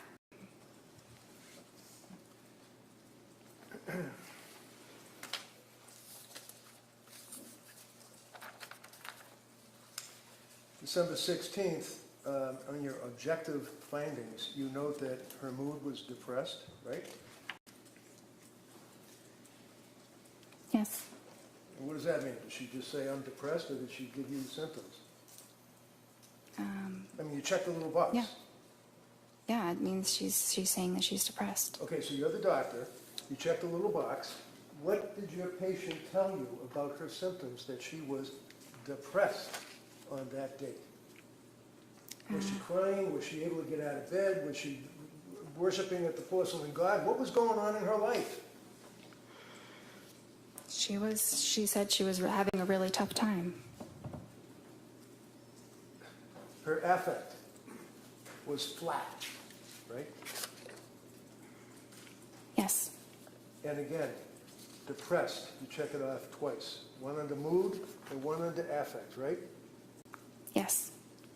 And then at the next page, it says recent lab work. That wouldn't be blood testing, would it? I mean, does ASTA do blood testing? We don't have a phlebotomist or a lab, no. Well, why does it say recent lab work typed into your form where you check off the little boxes? And that's something that auto-populates. It's a template that, It's a what? many different, it's a template. The whole note is something that psychiatrists or at, probably all across the country use. Probably. You can't diagnose someone's illness by a template, though, can you? No, You filled in, no lab results were found, right? there were none in the computer. Yes, I didn't type that in though. It So who typed it in? auto-populated. It was auto-populated. So on the next page where it talks about symptom goals, treatment goals, I'm sorry, symptom reduction and improve functioning. What does that mean? Symptom reduction is to have fewer mental health symptoms, and improved functioning means improved day-to-day life functioning, things that she's doing in her daily life. Really? Did you tell her all that? You get a Yes. young woman that's obviously mentally ill, very sick. She's deteriorating, whether you like that word or it's automatically imported. What, on that date, did you do? Never mind all those words you just said. What did you tell her on the television or the computer? I told her to go to the partial hospitalization program, and if she was having more suicidal thoughts again or felt like she was at risk of hurting herself or anybody else, that she should go immediately to the emergency room. How long did that meeting take? Probably about 30 minutes. And was that the therapy that you provided, telling her to go to the emergency room? I mean, that was probably a component. So the plan, excuse me, on December 16th was to follow up with women and infants, right? Yes. Did she? Yes. You know when? I don't know exactly the day. Shortly after. Then you were considering a brexanolone infusion, right? That's the Zulresso. That's the same thing in Rhode Island. Yeah. Okay. And that didn't go anywhere, right? That's No. It says start Lamictal, 25 milligrams daily, right? Yes. Continue Seroquel, right? What was the milligram for the Seroquel up to at this point? Well, she had told me it was 200. Well, That was was it? that. I did not write that prescription, so that's what her provider had prescribed her.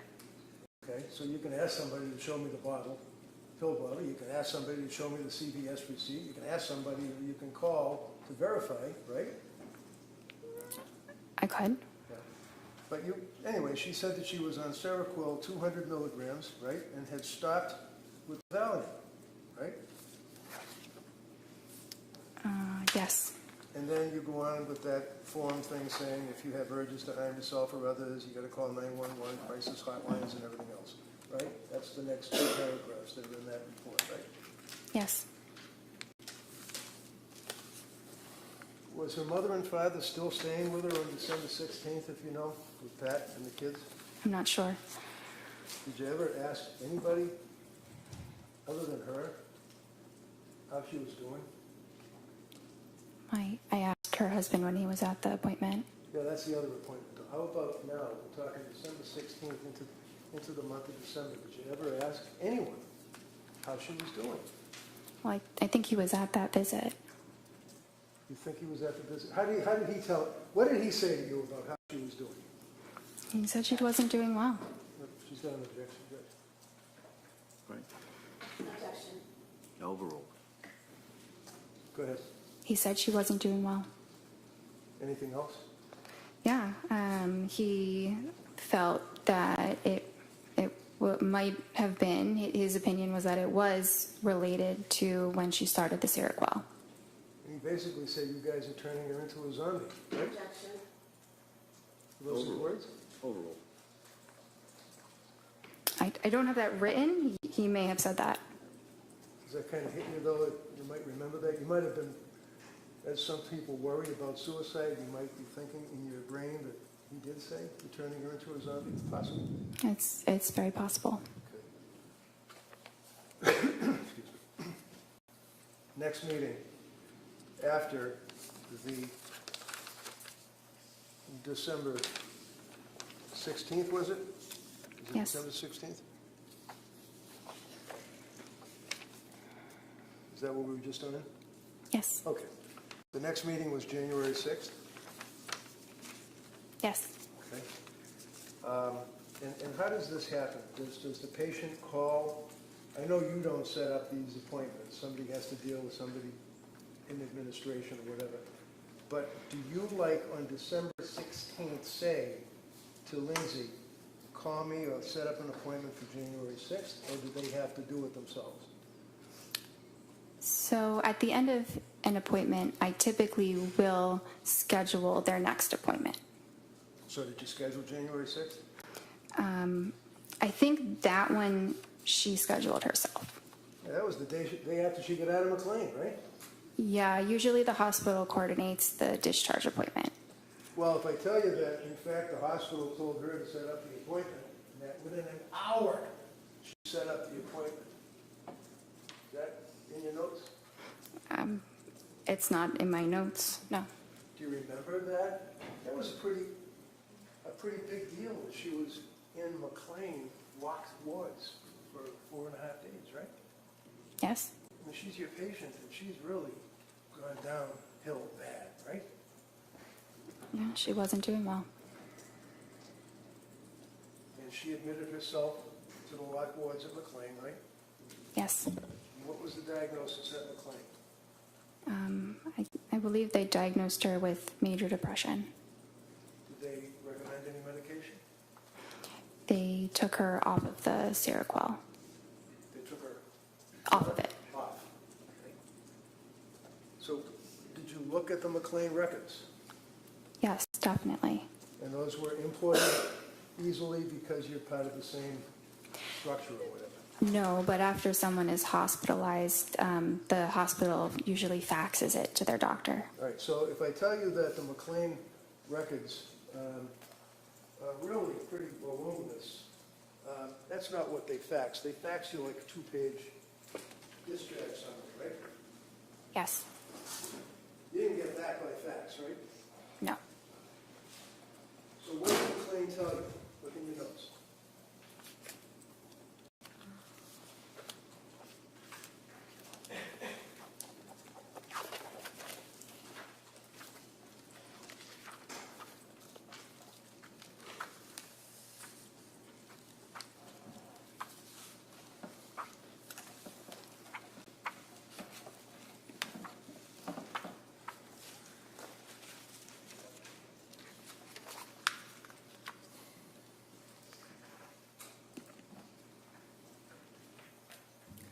Which part do you want me to read? Did you ever have her sign a release from McLean? Did you ever get access to the McLean records? I had access to the discharge summary. Okay, so put the discharge summary aside, because that's what they faxed you, a couple of pages. What about the records? No, but that's typically not No, done. never mind typically. The answer is no. You never got the records, right? A discharge summary is a record. Did you talk to the doctor that discharged her? No, no one called me. Know what? No one called me. I wasn't notified about the hospitalization until she was discharged. So you just sit there behind your computer and wait for people, Patrick, wait for the doctor from McLean, wait for the sick person who's the patient to call you? And if these people don't call you, it doesn't exist apparently, right? No, not exactly. I had no way of knowing she was even at McLean. Well, you did once she got discharged, right? Yeah, but that was after the fact. Right. So did you care why she was in McLean? Of course, And why was she in McLean? because she was depressed. And what was the, does your record indicate that she was discharged yesterday? Under interval history?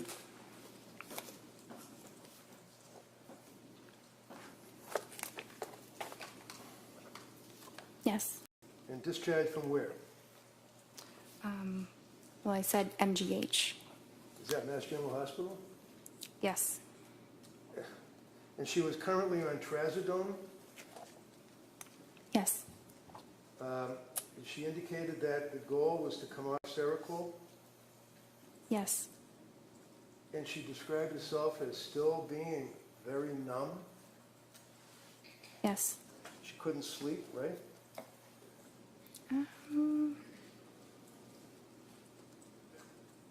That's not entirely true. Am I lying? I'm reading the medical records here. Sleep, taking Ativan and trazodone, slept 5 hours broken, wondering about increasing trazodone and switching to Valium. What does that mean? Well, it means she was having trouble sleeping. It wasn't that she wasn't sleeping at all. I see. Okay.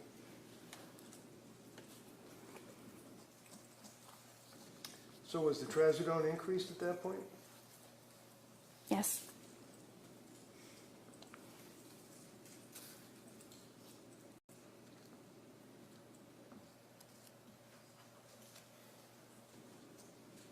Yes.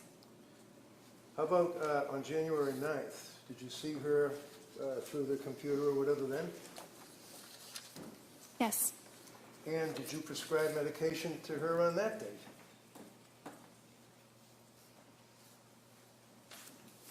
Yes. And was that diazepam? Yes. 14 count, 1 milligram? No, I'm sorry, 14 count, 5 milligram. That sounds right. Okay. Did you also, on January 12th, 3 days after January 9th meeting, prescribe additional medication to her?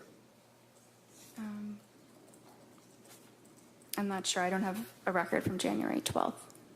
Do you recall on January 12th that, in fact, you prescribed trazodone 150 milligrams, 30 count? Yes. 3 days later, or a couple of days later, January 16th, do you recall prescribing amitriptyline? Yes. What is amitriptyline? It's a tricyclic antidepressant. What does a tricyclic antidepressant mean? Well, it's an older antidepressant.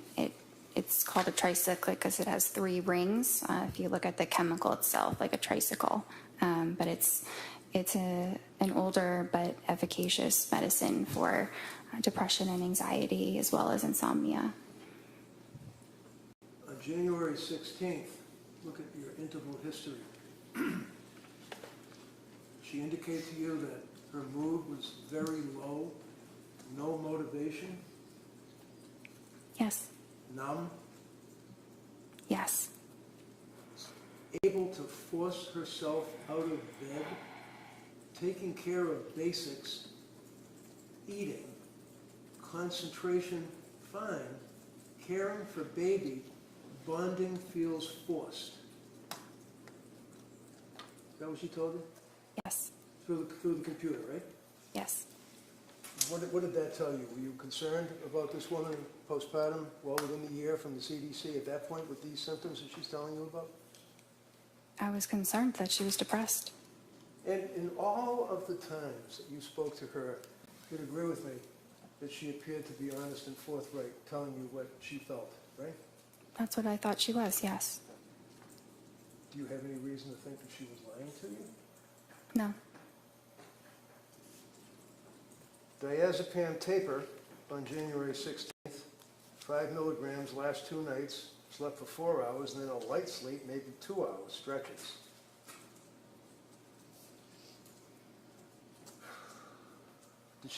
Did she express that she was still having concerns about side effects from medications? Not at that point. So what does ROS mean under interval history that we're looking at? Review of symptoms. Okay. And then it says, patient denies SIHI, that'd be suicidal ideation, homicidal ideation, correct? Yes. Denies other questions or concerns, and you recommend a low dose of amitriptyline for depression, correct? Yes. Patient agrees with the treatment, and you guys were also going to explore ketamine treatment. Is that right? Esketamine. Yes. Now, did you know that she was on her computer looking up medication after medication after medication after medication, treatments, ketamine treatments, and all that? Did you know that? No. Did you ever ask her whether or not she was looking up the symptomology of pharmacology and having interactions between drugs? No. January 23rd, you had that meeting, correct, with her? Yes. And this is after, obviously, excuse me, the January 16th appointment. And in the January 16th appointment, she told you that her mood was very low, and that's the worst that she ever reported her mood to you. Isn't that right? On the 16th? Yeah. I don't know if that was the worst it was ever reported, but it was certainly bad. And you didn't recommend that she have a hospital evaluation, did you? This is the day before she killed the kids, right? The 23rd? Yeah. It was the day before. You didn't recommend a hospital evaluation, did you? No, there were no, The answer is no? no? They'll ask you all the questions they want. Okay. Your answer is no.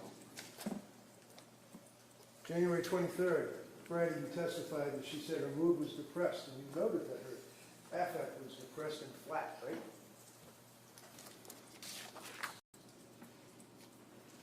Yes. She also reported that her heart was racing, right?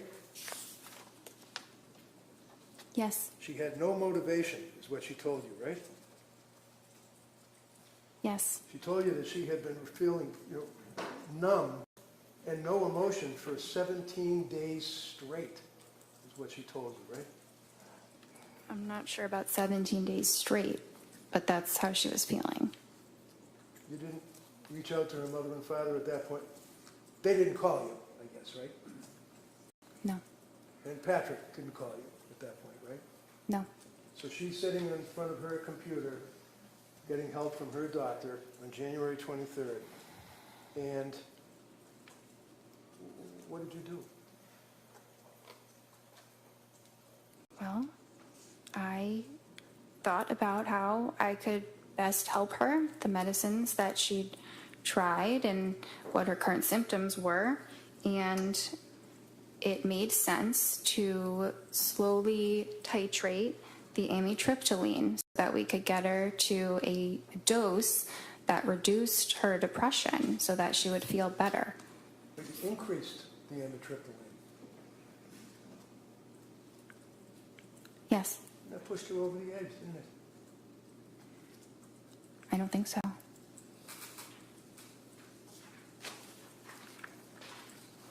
That's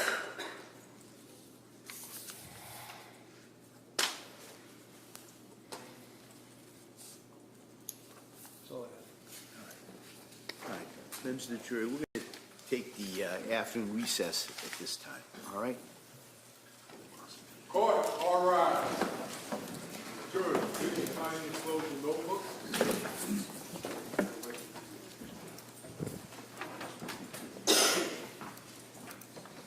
This way.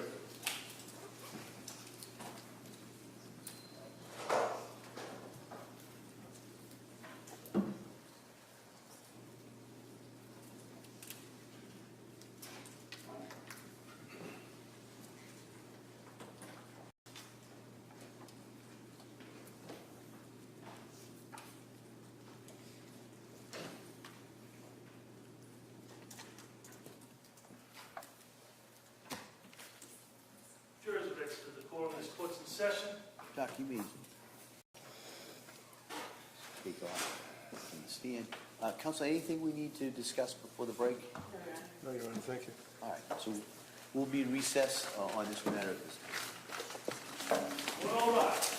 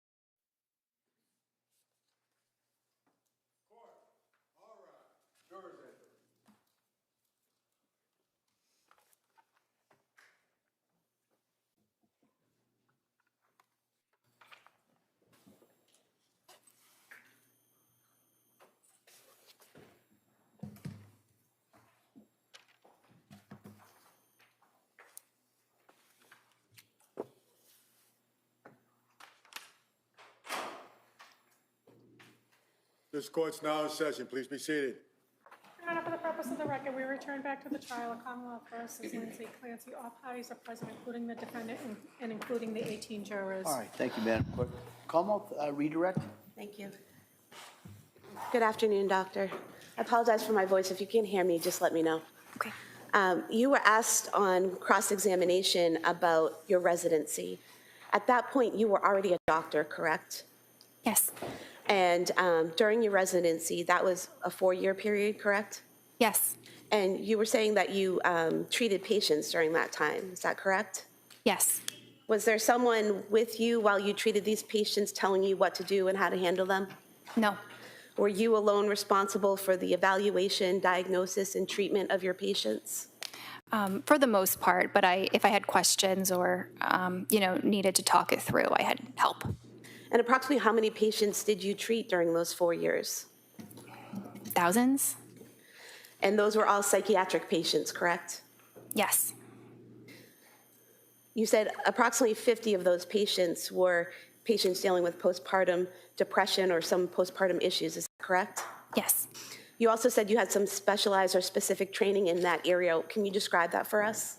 Yes, I did a specialized elective with a specifically perinatal psychiatrist where I worked in an obstetrics clinic and I saw patients who were pregnant and postpartum. And how long was that clinic for? It was for about a year. And so for a year, you were evaluating and diagnosing and treating women with postpartum issues? Yes. And that's separate and apart from your residency? It's a part of the residency. It's an elective. So for 1 year out of the 4, that was specifically designated to postpartum issues? Yes, it wasn't every single day, but it was continuing the same patients for about a year. So you would follow those same patients throughout the year, is that what you're saying? Yes. And you were asked about postpartum psychosis, and you said it was rare. How rare is it? I'm not sure the statistic, but low. Well, have you dealt with patients in your 4 years of residency that had other types of psychosis? Yes, many. And psychosis, whether it's from postpartum or some other mental illness, does it present the same, or does it matter what the underlying illness is? I mean, it can present different based on the individual, but it's the same general disorder. And so what are the symptoms or signs that you look for to determine whether someone has psychosis? So you look at them, you assess their appearance, are they disheveled, and then you look at how cooperative they are, how they're engaging in your interview, are they answering your questions or maybe refusing to answer your questions, maybe being very aggressive. You look at their speech, whether they're speaking very fast, very loud, or the opposite, like maybe not really even speaking much at all.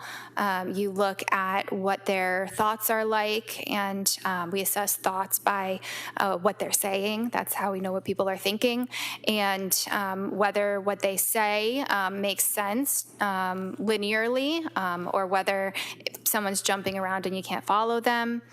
We also assess the thoughts for their content. If someone is speaking about things that are very bizarre, things that are very paranoid, if someone is talking or making noises, where it seems like they're communicating with somebody that's not in the room, those are all things, behaviors that we assess for. So although you'd never treated someone with postpartum psychosis, you had evaluated, diagnosed, and treated people with other types of psychosis. Is that correct? Yes. Did you see any signs of psychosis in any of your interactions with Lindsay Clancy? No. Defense counsel mentioned that part of your residency was during COVID. Did mental health issues just stop during COVID? Of course not. They often got worse. And so it's fair to say you still kept busy seeing patients on a daily basis? Yes. You also mentioned that some of the patients you saw in your residency, it was outpatient care, is that correct? Yes. Is that similar to the care you were providing to Lindsay Clancy? Yes. And was that all 4 years you were providing outpatient care to psychiatric patients? For 3 of the 4. You were also asked about telehealth. Is telehealth appointments in psychiatric care standard in the industry? Yes, And how long has that been standard? since COVID. And is it a fairly common and accepted practice at this point? Yes, Most of the session, for a psychiatric session, you're talking to someone, right? yes. Does looking at someone through a computer screen somehow inhibit how you hear the answers? No, it does not. Or inhibit the way you ask your questions? No. And defense counsel asked you about, not being able to see below the waist someone's shaking or moving, but if someone's sitting and they're bouncing, can you see it elsewhere? Can you see other movement? Yeah, sometimes it can reverberate in different parts of the body. You were also asked about the Edinburgh scale. You said you don't use it, right? Yes. You said you use the PHQ-9. Why do you use that instead of the Edinburgh scale? It's not my choice. That's the practice at Astor of what we use. And the PHQ-9, what does that look for? It assesses various symptoms of depression. And postpartum depression, are there questions on the PHQ-9 that look for the signs and symptoms of postpartum depression? Not specifically postpartum depression, but the symptoms of postpartum depression are symptoms of depression that occur during postpartum. It's the same symptoms. So the PHQ-9 is asking the patient questions that would reveal whether or not they might be depressed, but not whether or not they just had a baby. Correct. And then with your interaction with the patient, you're able to know whether or not they are in the postpartum phase. Yes. And so would it be fair to say that you take the PHQ-9 plus the information you learn from the patient, put it together and come up with a diagnosis? Yes. When you take a history from a patient, you were asked about taking history from Ms. Clancy. How important is it that the patient give you accurate information? It's very important. And why is that? Well, that information is being used to make treatment decisions, and a lot of things can be assessed. The things that I described before. That's very helpful, but we can't see what someone else's thoughts exactly are. So the person does have to tell them to us. And would you agree that people in the medical field, such as nurses, are acutely aware of the necessity of an accurate medical history and symptom presentation? Yes. You mentioned that the defendant was able to advocate for herself. In what ways did she show you that? In scheduling her own appointments, in presenting herself to the emergency room when things were really not going well, in communicating her concerns to myself, and sharing about a lot of detailed information about all of the different medications, doses, times they were tried, what the reactions were, all of that information. If a patient is clearly advocating for themselves and can communicate in that way, would you typically reach out to family and friends to let them know, hi, I'm her psychiatrist and I'd like to talk to you about her treatment? No, in fact, we don't have HIPAA permission to do that. Now, you mentioned, or you were asked about therapy in your sessions. Do you keep a recording or a transcript of everything you say in your therapy sessions? No. Is your therapy conversation or what you say to a patient the same for every patient? No. Is it a script or a conversation? It's a conversation. So if I'm your patient and I'm telling you certain things, is your response dependent on what I'm telling you? Yes. And so when you're providing therapy to someone like Ms. Clancy, is that dependent on what she's telling you and then how she's responding to what you're saying, basically a conversation? Yes. Therapy is a lot of listening. Would you say it's more important in therapy for the psychiatrist or therapist to talk or listen? Listen. And why is that? Because that's how you really understand what a person is feeling.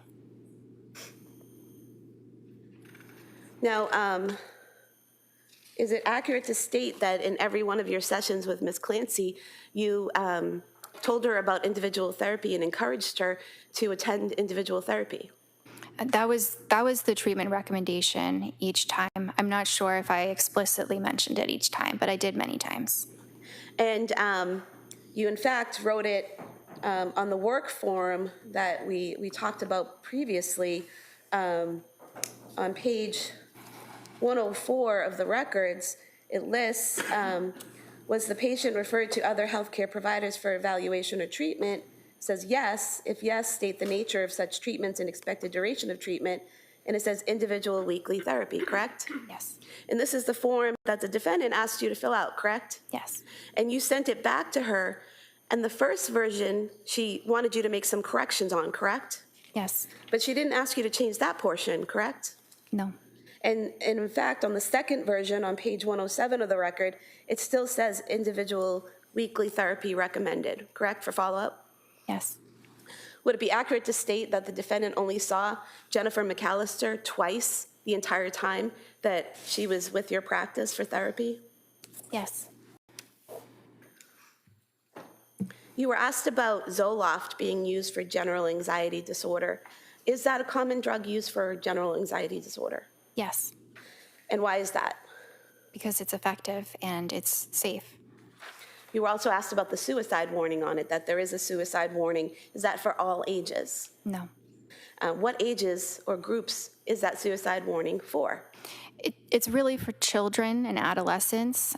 They do say up to 24 years, but it's really children and adolescents. Would it be accurate to state that the defendant was 32 years old when she saw you? That sounds right. Well, if you want to check the I can records to be check. sure. Yes. Is that correct? Yes. Okay, so 32 years old is not 3 to 4 years older than 24, correct? No. Why didn't you have to titrate the 50 milligrams of Zoloft? You mean to stop it? Yes. Because it's still a very low dose, so it can be stopped right away. So it wasn't necessary? Not necessary. The defendant waited about a month after receiving the prescription before taking the medication, correct? Yes. And she only took the medication when she decided she was ready to take it, correct? Yes. So she was taking in the information you gave her, correct? Yes. She was making her own decisions, correct? Yes. She was not forced to, correct? Yes. She actually had an appointment in between when you first prescribed it and when she started taking it, where she was still discussing with you whether or not she wanted to take it. Is that correct? Yes. Is that part of the advocating for herself that you were talking about? Yes. Is that part of the medical sophistication that she possessed that you were talking about? Yes. Your Honor, at some point, in light of the fact this is direct, I have to object. Sure, yeah, if you could just not ask the leading question. Sure. I want to direct your attention to the September 12th, 2022 form that the defendant filled out. On page 16 of the record, we have different page numbers, We right? do, but if you just tell me what you're looking at, I can find it. The past psychiatric history.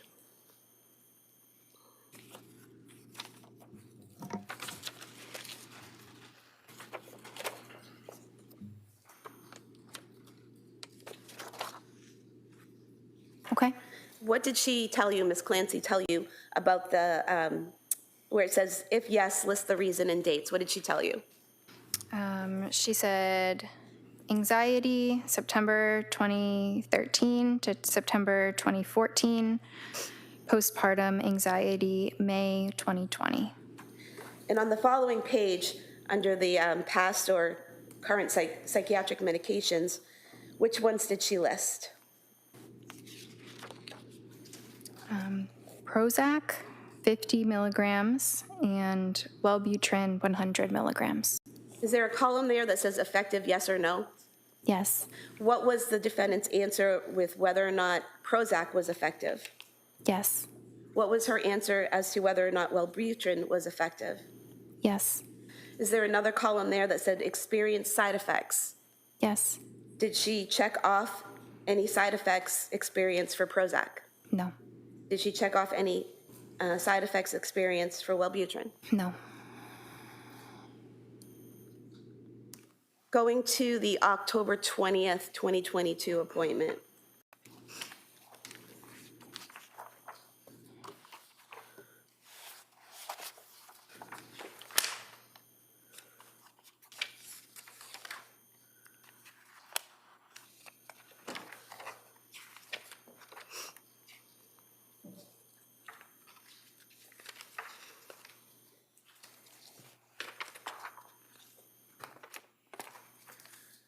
You were asked about this on cross-examination, about documenting side effects in your notes. Did you document the side effects that the defendant reported from the Zoloft on October 20th, 2022? Yes. And what did you document? Well, I checked the box for GI, but I also talked about the side effects in the interval history. And so what does GI mean? Gastrointestinal. So that means stomach issues? Yeah. And what did you put in your notes? Couldn't sleep, insomnia, worse on increased dose, doesn't want to eat, diarrhea, food really unappealing, was more depressed on it, crying all day, yesterday, not normal, mental fog, terrified to start something new. And so you did document the side effects that she reported to you, correct? Yes. You also documented in the interval history, paranoid of getting suicidal thoughts. Was that the defendant's phrasing? Yes. And is there a difference between someone being worried about having suicidal thoughts and someone actually having suicidal thoughts? Yes. And what's the difference in terms of how a psychiatrist sees it? So that's the difference between what a patient might answer and then what the psychiatrist actually assesses. So say a patient might say they're having suicidal thoughts, but when they describe them, they're not actual suicidal thoughts. They're fears of suicidal thoughts. So that's the difference there. And I'm sorry, I think I forgot exactly what your question was. So what's the difference in your training and experience between someone having fears of suicidal thoughts and actually having suicidal thoughts? Well, so if it's a fear, then it means that they're not actually having suicidal thoughts. It's a negative. And does that affect the way you proceed with treatment? Yes, in some ways, yes. How? Well, you still proceed with treatment. It's still concerning, but it is a level of concern that can be managed on an outpatient basis, not requiring hospitalization. And so, according to the defendant, she was not yet having suicidal thoughts at that time. Yes. So when defense counsel asked you repeatedly why you didn't document how many times she had those thoughts, she hadn't had those actual thoughts yet, correct? Correct. That was later in December, is that right? Yes. Now, she also told you that she was worried about that something bad might happen, so she arranged for her mother to stay. Is that correct? Well, she arranged for her mother to stay. I'm not sure if that was because she was afraid something bad was happening, or it just seemed like they needed more help. Okay. So you don't recall the two being together as a thought? Correct. And the fact that she was struggling and arranged to have her mother stay, got support, advocated for herself, would those be protective factors? Yes. How so? So if someone demonstrates that they can advocate for themselves, that they can seek help if symptoms worsen, then that shows that they have good judgment. They can be trusted to present for care if serious safety concerns were to arise. So based on your training and experience with Ms. Clancy, where she says she's worried about getting suicidal thoughts, and she has her mom come stay with her, do you see that as a positive decision? Yes. You were asked about not asking the defendant if she had called the suicide hotline. If a patient denies suicidal ideation, would you typically ask them if they had called a suicide hotline? No, And why not? because I wouldn't think that they would have. If a patient were to call a suicide hotline, I would think that they would be telling me they're having suicidal thoughts as well.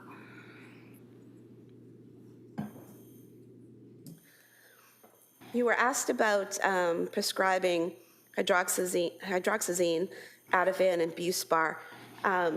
Did you tell the defendant how to take those medications? Yes. What were your instructions? So the Ativan was to take as needed for severe anxiety. The Buspar was to be an everyday medicine. And the hydroxyzine, we had started that to see if she could use that as an alternative to the Ativan, so to take it instead of the Ativan. But if the if the hydroxyzine wasn't working, she still had the Ativan to use, it's stronger. So was there ever an instruction for her to take all three at the same time? No. And you were asked about the contraindications of Ativan and Benadryl. Do you recall that? Yes. Are there contraindications for taking the two together? It's not an absolute contraindication. You have to be careful that the person is not excessively sedated, meaning like they're so sleepy that it's hard for them to, engage in normal activities because they're so sleepy, or maybe they might feel a little bit dizzy. But it's not an absolute contraindication. You just have to monitor them. And is that one of the reasons that you prescribed the hydroxyzine? Sorry, is what one of the reasons? It's the fact that the two of them together, Ativan and Benadryl. Well, let me strike that question.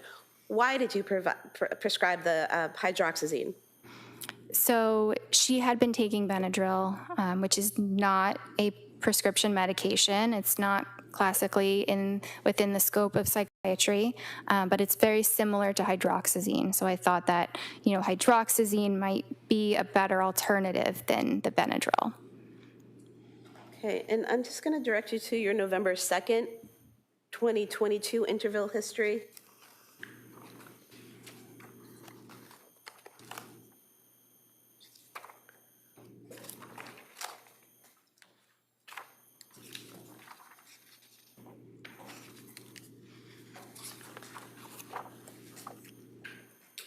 Now, would it be fair to say that on the November 2nd date, the defendant reported she was fine all day, evenings, bedtime, get anxious, Ativan helps, sleeping great on it, afraid to try something else, but knows it's not a long-term solution? Is that correct? Yes. And what part of that did the defendant tell you was not a long-term solution? Taking the Ativan. And why is that? Because it was indicated for short-term use only. The people can struggle more with dependence if they're taking it for a very long period of time. And was there a plan developed based on that concern? Yes, there was. What was the plan? To reduce the dose by 0.25 milligrams every 2 weeks until she was off it. So the defendant was able to express to you a concern she had about the medication, you had a conversation about it, and you addressed that with her and came up with a plan. Is that right? Yes. She also told you that day that she was in therapy and exercising daily, correct? Yes. Did the defendant ever tell you that she went to the South Shore Hospital Emergency Department on November 16th, 2022? I don't recall that. Did she tell you that they had prescribed trazodone to her at that time? I don't recall that. Did she ever tell you that she was trying some alternative methods like weed gummies? No. Do you have any way of knowing these things if the patient doesn't tell you? No. Now, on December 1st, 2022, defense asked you about that date. That's the date that she, again, said she had the fear of thoughts of suicide. Is that correct? Yes. Up until that point, had she consistently denied suicidal ideation or intent or a plan? Yes. Had she consistently denied homicidal ideation, intent, or a plan? Yes. what's the difference? Let me ask you this. When you talk to a patient, do you ask them, do you have suicidal ideation?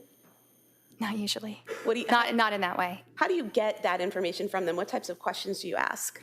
It depends how the course of the conversation is going. I might ask if they're having thoughts of hurting themselves, if they, sometimes wish that they weren't alive. It can be a lot of different words, and sometimes I use, the patient's own words, but things like that. And is there a difference between having thoughts of suicide versus having the intent and a plan to do it? Yes.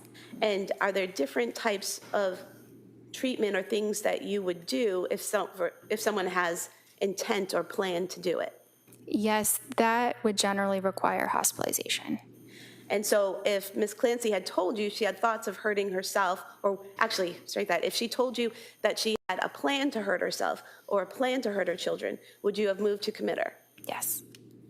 And that would be a Section 12? Yes.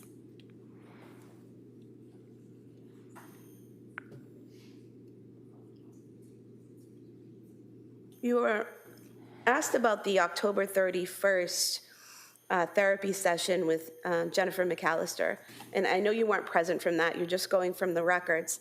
But you did say that in that session, the defendant denied suicidal ideation and homicidal ideation, correct?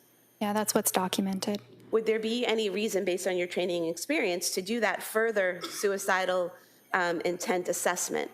No. Why not?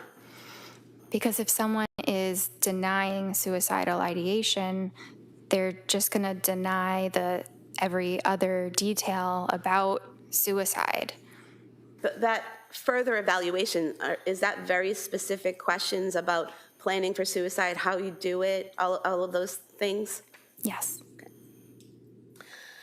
You were also asked about evaluating the defendant for bipolar, and you said that she, based on your conversations with her, there were no signs of mania, correct? Correct. What are the types of questions you ask a patient to determine if they've experienced an episode of mania? Well, a lot of it is what I can see in the session. I might also ask about some of those symptoms, like decreased need for sleep, or racing thoughts, or increased risk-taking activities. But even if they're reporting those things, I would have to really see it for myself to diagnose that. And what would you see physically? So I might see that the person is talking very fast, and it's almost impossible to interrupt their rate of speech. And it might also be very loud. They might be hyperactive, not able to sit still. They might be yelling and jumping from one thought to another without any linear connection between the thoughts. They might, I guess that's probably what I would observe in terms of behaviors. Did you observe any of those behaviors with Lindsay Clancy? No, it was the opposite. What do you mean it was the opposite? So, the opposite of euphoria is dysphoria or depression. The opposite of hyperactivity is tiredness and fatigue. So, in a way, it was the opposite of mania that I observed. And in terms of the questions you asked about her past behavior, were any of the answers that she gave indicative of mania? No. You were asked about discussing Seroquel with the defendant, even though you weren't the prescriber. Why did you discuss that medication with her? Because the patient was asking about it, and her husband was also asking me about it. They really wanted my opinions about it. It wasn't necessarily that I was prompting this line of conversation. And what did you tell them about it? Well, I shared that it has very good evidence for treating depression, and I may have shared that Seroquel does different things at different doses, right? So sometimes people are concerned that it is called an antipsychotic, but it actually doesn't function as an antipsychotic until you get up to really high doses, like 800 milligrams. So in low doses, it's more of a sleep medicine or an antidepressant. So I think that I explained that to them, and it's obviously a very important part of it. But they were also concerned about that causing the depression that she was experiencing. So we talked a bit about how you would tell. You know, it can be hard to tell whether a medicine is causing that or it's just occurring because of depression. What did you tell them in terms of how to tell? That it's really based on the timing. If you were to notice a significant decline after starting or increasing the medication. And prior to Ms. Clancy taking the Seroquel, had you noticed signs of depression in her? Yes. And after she was off of the Seroquel in January, did you see signs of depression in her? Yes. So that was completely off of Seroquel, both before and after, still showing signs of depression? Yes.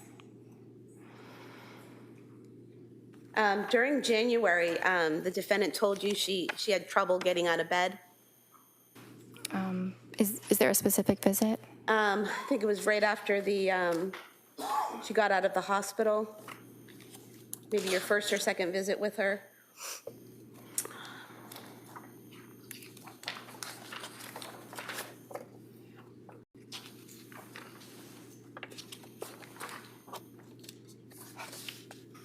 I see that on the 16th, she did say that she was able to force herself out of bed and take care of basics, so on and so forth. Were you aware that she had gone to the Museum of Science with her family on January 8th and spent a few hours there interacting with the exhibits and the children? No. Were you aware on January 15th, the day before that session, she had been to the Cape Codder down in Hyannis with the family, interacting with the kids and going down little water slides and all of that? No. Were you aware that on January 14th, she watched all three kids while Pat went to a brunch and was fine? No. Were you aware that on January 16th, her husband took Cora skiing and she was alone with the boys all day and had no issues? No. You were asked about the thyroid and how that can affect mental health and postpartum. Were you aware that at both South Shore Hospital and Brigham and Women's Hospital, her thyroid limits were in normal range? No, I was not. You received a discharge summary from McLean Hospital? Yes. What's contained in the discharge summary? So it includes information about how the patient initially presented, what they said when they first came to the hospital, and their initial assessment from the psychiatrist that they spoke with. It talks a bit about their course, their treatment course, how things progressed, any changes that were made, and then it talks about how the patient appears on the day of discharge. Does it also include what medications they were prescribed and what the diagnosis might have been? Yes.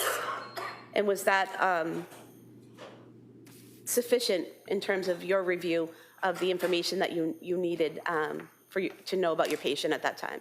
Yes, that was a very helpful amount of information that I would typically review that amount of information for a patient after the hospital. Now, you were asked about your January 23rd, 2023 session with the defendant. Defense counsel asked if you had, recommended a hospital evaluation for her on that day, and you said no. Why not? Because she was completely denying any suicidal ideation or homicidal ideation. There were no signs of psychosis or mania, so there were no serious signs that her safety or that anyone else's safety was at risk. And during that session, did she ever tell you that she planned to harm herself or the children? No. If she had done that, what would you have done? I would have, it depends exactly how it would have played out. It would definitely include hospitalization. If the children were in immediate harm, it might include enlisting help from my staff so that they could call the police while I'm on the phone with her. I think it depends, but I would address it promptly.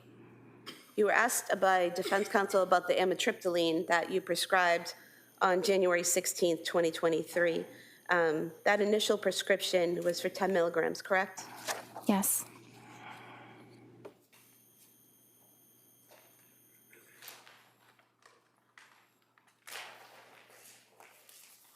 Pulling the bottle from exhibit 155 of amitriptyline.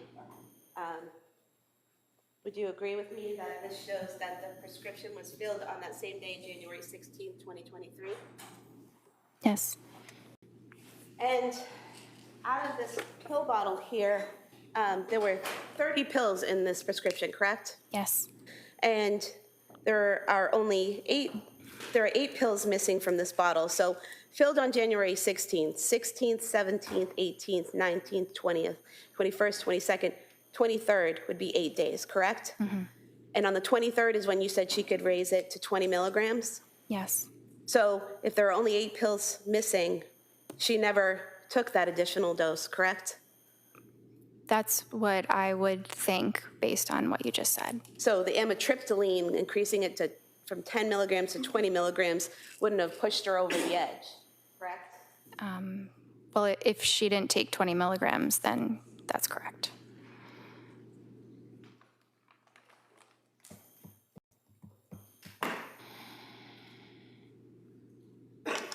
I have nothing further, thank you. All right. Then recross. Briefly. So one of the questions that prosecutor asked you pertained to whether or not you could reach out to a third party. You recall that question, like mother, father, husband? Yes. And we already on cross talked about that you didn't, and they didn't call you, but then the DA also raised that, and you said you didn't have HIPAA permission. You recall just telling that to the jury? Yes. That was an additional detail. All right. So what does that mean? Well, HIPAA is the privacy law for patients, which we have to respect and honor very diligently. So we are not allowed to talk about a patient's treatment to anyone. We're not even allowed to say that they are a patient at our clinic unless they were to waive those HIPAA rights. And she was very cooperative, would have been more than willing to have you talk to her mother, father, and her husband, right? Objection. Sustained. Well, did you ever tell her, ask her to sign a HIPAA form? So that was not the main reason why it wasn't done. It wasn't Ever ask her to sign a release, you mean? Yeah. Yes. No, I did not ask her to sign a release. And if she did sign a release, even though her mother, her father, her husband didn't call you, you could have then reached out to them, right? I could have, but it is not typically something that is done when you have an adult patient who's able to speak for themselves. Yeah, what is that? It's not typically done when? When you have an adult patient who is able to speak for themselves. My God, you don't call the parents that she's living with because they're helping her or her husband? No. Because why? She's able to advocate for herself? Yes.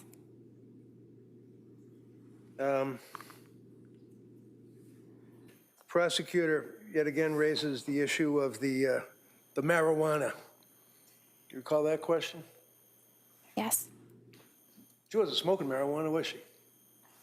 She did not tell me she was smoking marijuana. Did she tell you that she was using marijuana? No. Did she tell you that she was using gummies? No. Did she, because gummies in plural is what the DA asked you, right? That she was using gummies? Yes. Now, I asked you about getting access to the Women and Infants Hospital records, which you did not. Which you did not, right? I did not. And we already went over that. You could have, if you asked for them with a HIPAA form, right? Objection, didn't ask about those records. I don't care if she asked about the Beyond records. the scope. Overruled. You can ask that question. She asked you about marijuana gummies, right? Yes. Okay. Your Honor, I would offer the Women and Infants Hospital records from Rhode Island dealing with Lindsay Clancy. No objection. Okay, they may be admitted. I just want to look at them at some point to make sure it's a clean copy. Sure, yeah. Before it goes to the jury, you can review it.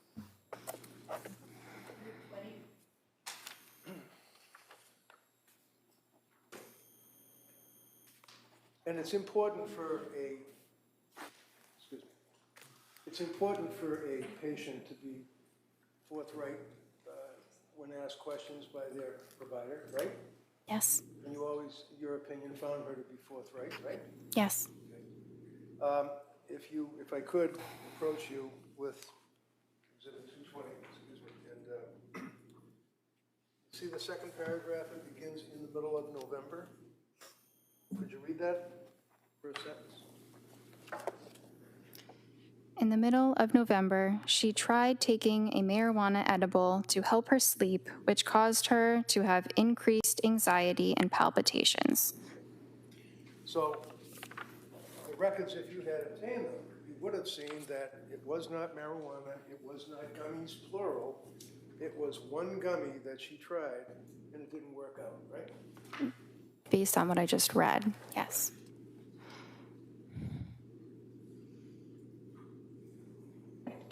Then you told us that there's a difference between a thought of suicide versus a plan of suicide, one of which would result, in your words, were a commitment, right? Yes. What does that mean? Thought versus plan equals commit.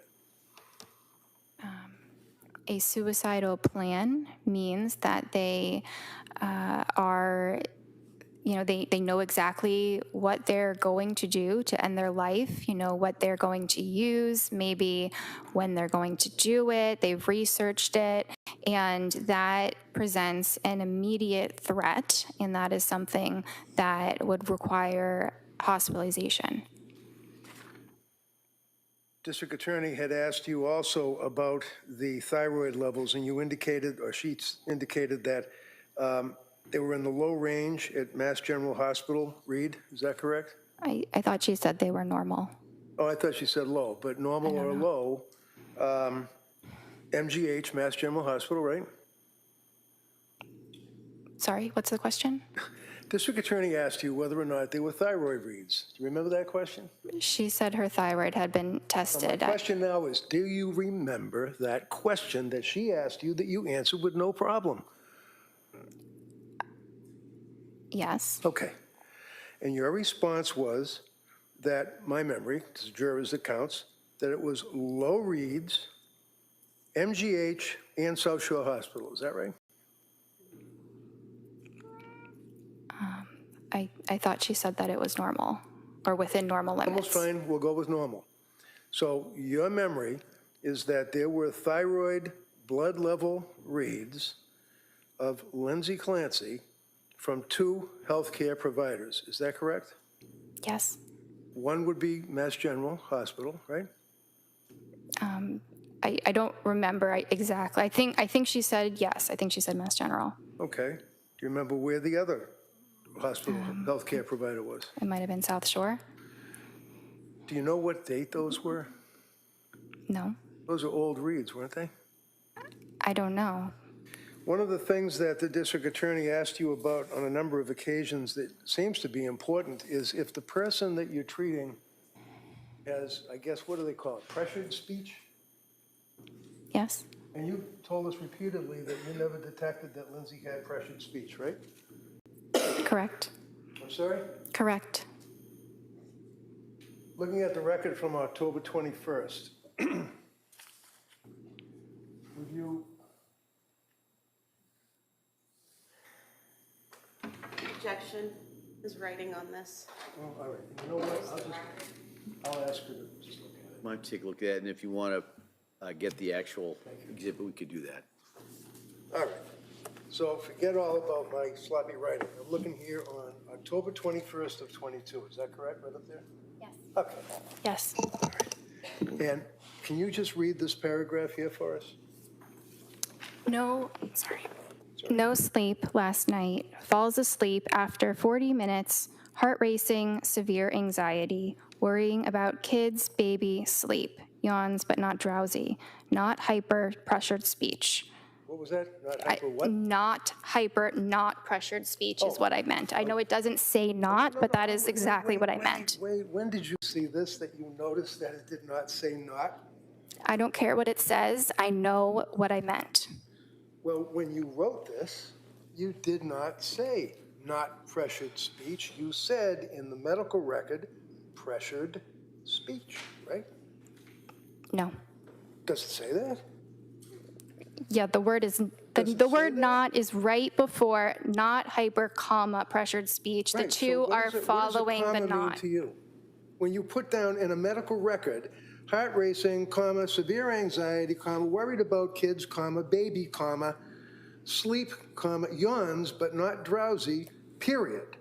Not hyper, comma, pressured speech. That's what you wrote, right? She did not have pressured Did you write speech. that, doctor? I wrote that, but you're misinterpreting my note. Am I reading this correctly, and the jury will be able to look at it, that you put not hyper, comma, pressured speech? Did I read that right? Yes, but your interpretation is incorrect. As opposed to yours? That's all I have. Just in regards to what was raised there. Yes, just two brief issues. Approaching you with your records from October 21st, 2022, the section labeled speech, where there are all the boxes where you can put pressured, word salad, all of the different things. What do you check off for speech on October 21st, 2022? Appropriate. And defense asked you about the thyroid levels. Would it be accurate to state that I asked you if you were aware that her levels were normal at South Shore Hospital and Brigham and Women's Hospital? Yes. And your answer was no, correct? No, I was not aware. Because you don't have those records, correct? Correct. Thank you. Do we have any clue as to how old they were? I don't know. You're asking me about something I never saw. All right. Nothing further. All right, anything further? All right, thank you, Doctor. You may step down. Thank you.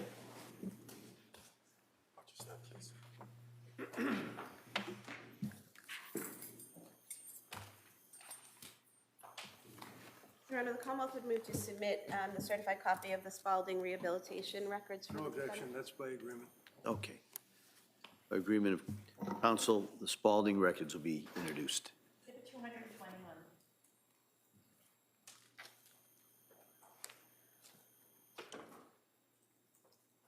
Can I call the next witness? Please, counsel. Commonwealth would call Julie Paul.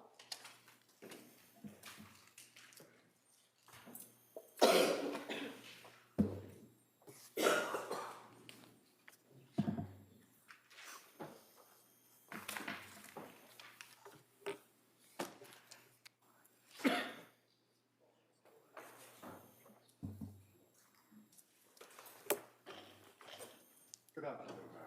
Stop right there, raise your right hand for the clerk, please. Good afternoon. Do you solemnly swear that the testimony and the evidence you should give to the court and the jury in the matter now having before the Commonwealth and the defense Thank you. You may have a seat. Watch your step, please. All right, good afternoon. Good afternoon. All right. Yes, Attorney Buckingham, please. Thank you. Good afternoon. Good afternoon. Could you please tell the jury your first and last name? Julie Paul. And what do you do for work? I am a psychiatric mental health nurse practitioner, board certified. And can you tell us a little bit about your educational background? Sure. I graduated in 1991 from St. Anselm College with my nursing degree, worked as a labor and delivery nurse for 17 years, and then graduated in 2006 from Frontier Nursing University with my midwifery degree. And then in 2018, I graduated from Frontier Nursing University with my psychiatric nurse practitioner degree. I also have a perinatal mental health certification from Postpartum Support International from 2018. Okay, are you in the state of Massachusetts to be a psychiatric nurse practitioner? Yes, I am. And what is required in order for you to become certified to be a psychiatric nurse practitioner in Massachusetts? I attended a certified program, did 2 years additional training, and then took the certification exam through the ANCC. And can you tell us a little bit about your work history, your work background? Sure. Like I said, in New Hampshire, I worked as a labor and delivery nurse before transferring to Massachusetts in 2006 to work as a certified nurse midwife. And then in 2018, I started the perinatal behavioral health program at South Shore Hospital as a psychiatric nurse practitioner. And so the perinatal behavioral health clinic, explain to us a little bit about how that came about. Sure, there's a lack of resources on the South Shore for pregnant and postpartum people with mood disorders. So I really felt compelled, because I had a couple clients that really struggled with mental health issues as a nurse midwife, and really wanted additional education and being able to prescribe for them, and take care of them in a proper way. So I went back, got my Psych NP, and then worked with South Shore Hospital to establish the program. And where was the program actually located? It was located right in Weymouth, Massachusetts. And you said you worked with the South Shore Hospital? Correct. So the clinic is tied to South Shore Hospital in the South Shore Health System? Yes, it is. Now, when did you start that program specifically? When was it up and running? 2018 is when I started, in October of 2018. Okay. And what, did you do that by yourself, or did you have other practitioners that were doing that with you? Initially, it was just me. I started doing it 2 days a week and then grew the program gradually over the next year or two. And what makes up this program other than you? So at the time, when it was just me, I just saw patients 2 days a week, and then gradually it built up to 5 days a week. And we included a therapist in the team, 2 additional prescribers. We also worked with women with substance use disorders as well, so we had additional support that way. And then when the building grew, we also had the Bridge Clinic on the other side, and then we were on the other side of that program. And what's the Bridge Clinic? The Bridge Clinic works with people with substance use disorders. And all of this is kind of under that umbrella of what's classified as South Shore Behavioral Health, correct? That's correct. Now, as the clinic grew, did your role there change? I'm sorry, can you repeat that? As the clinic grew to what you described as having additional therapists and other prescribers on staff, did your role there change at all? I became the director of the program. And as director of the program, did you still see patients? Yes, I did. And was that at the same level as it had before, or did it decrease because of your administrative roles? It actually increased because I increased my hours to 5 days a week. I did have a little bit of administrative time. Okay. And can you tell us a little bit about how the clinic would work for a woman who is coming in either during the birth period or prior to birth and after birth? What kinds of things would they be offered at the clinic? So I'd receive a referral, and then the client would come in. We would do a 90-minute intake. When they left, when it was just me, I was using outside therapists, that sort of thing. But as the program grew, we had moms groups run by doulas. We had therapists that was brought in from Aspire, but part of our program embedded within our program. And I brought in 2 additional prescribers, as well as nursing staff. And when you talk about people as prescribers and your role as a psychiatric nurse practitioner who could prescribe, what were you offering to patients as part of this clinic as a prescriber?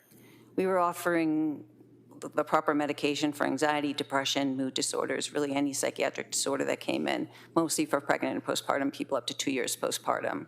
We also offered therapy focused on sleep hygiene, really looked at the whole person, not just medication management.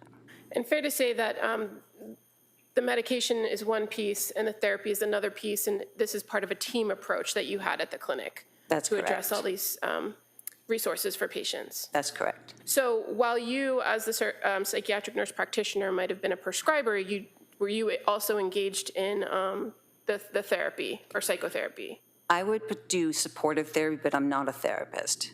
I mainly am responsible for assessing, diagnosing, prescribing, but I also really understand the importance of sleep, nutrition, and exercise. And so, being that you had a history of working as a midwife and working as a nurse in labor and delivery, do you have a lot of experience with moms or women who are in that postpartum period? Yes. And how about your experiences with diagnosing and prescribing for women in that period? Do you have experience in that?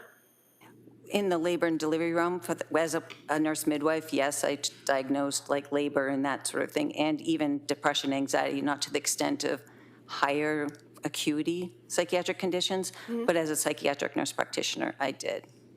Okay. And as far as your role at the perinatal behavioral health clinic, fair to say that your primary patient base was all going to be women who are either pregnant or after birth? Correct. And a part of this team approach at the clinic, is it also to work on developing a treatment plan for patients when they come in? Correct. And so what encompasses a treatment plan generally? Generally, if it were a situation where we were referring them for therapy, then we would work with the therapist to kind of bring in the client to figure out what their needs are, and then really stress whatever. The therapist works on certain aspects of the therapy that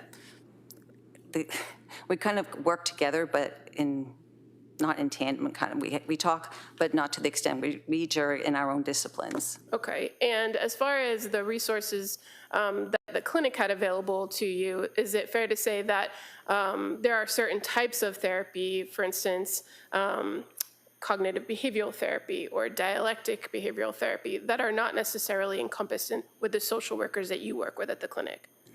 Our social workers primarily did cognitive behavioral therapy. We did group therapy for more social support.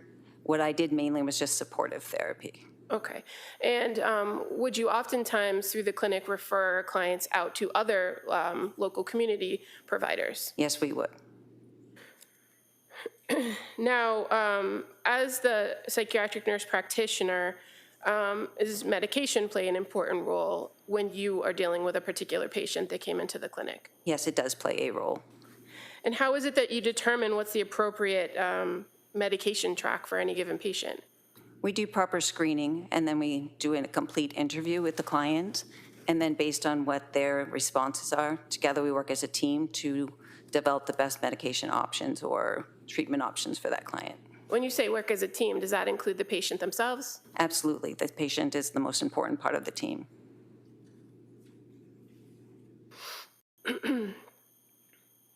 And in your training and experience working with postpartum women, what is the acceptable period to determine postpartum?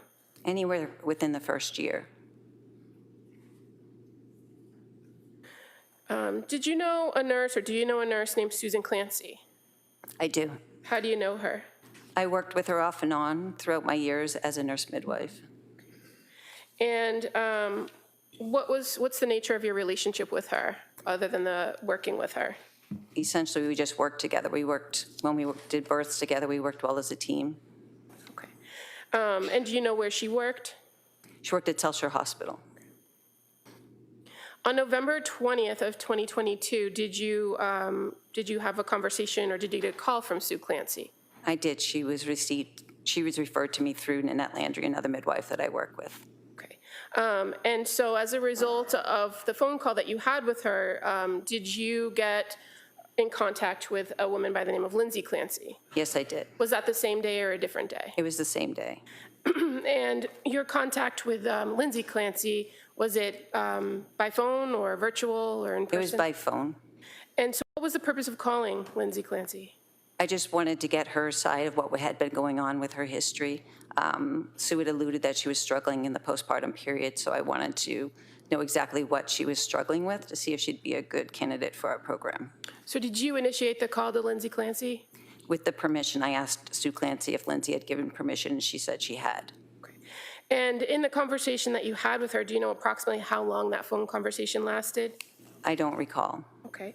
But were you able to get all the pertinent information from her during that phone call? I got enough data to determine that she would be a good candidate for the program. So she would have met criteria for a referral from any other resource. Correct. Now, is it fair to say that in this conversation, in order to determine whether she qualified, you had to ask her some background questions? I did. And so were you able to identify whether she was in that postpartum period? Yes, I asked when the birth of Callan was, and she said it was May 26th, 2022.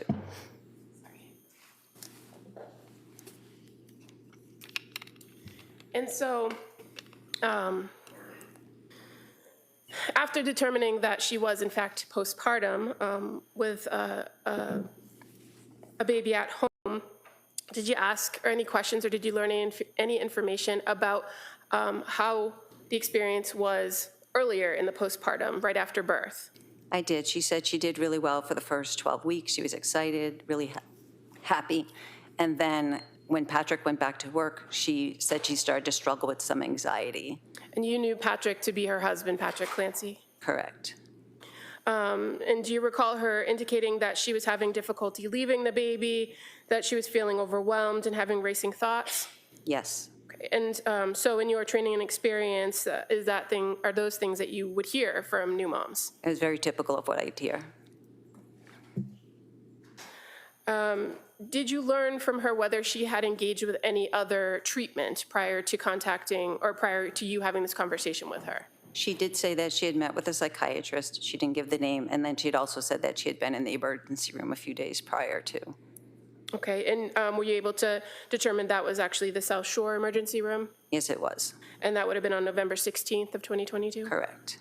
Now, in addition to seeing a psychiatrist, did she identify to you some medications that she had been taking up to that point? She did. She said she had trialed Zoloft for 1 week.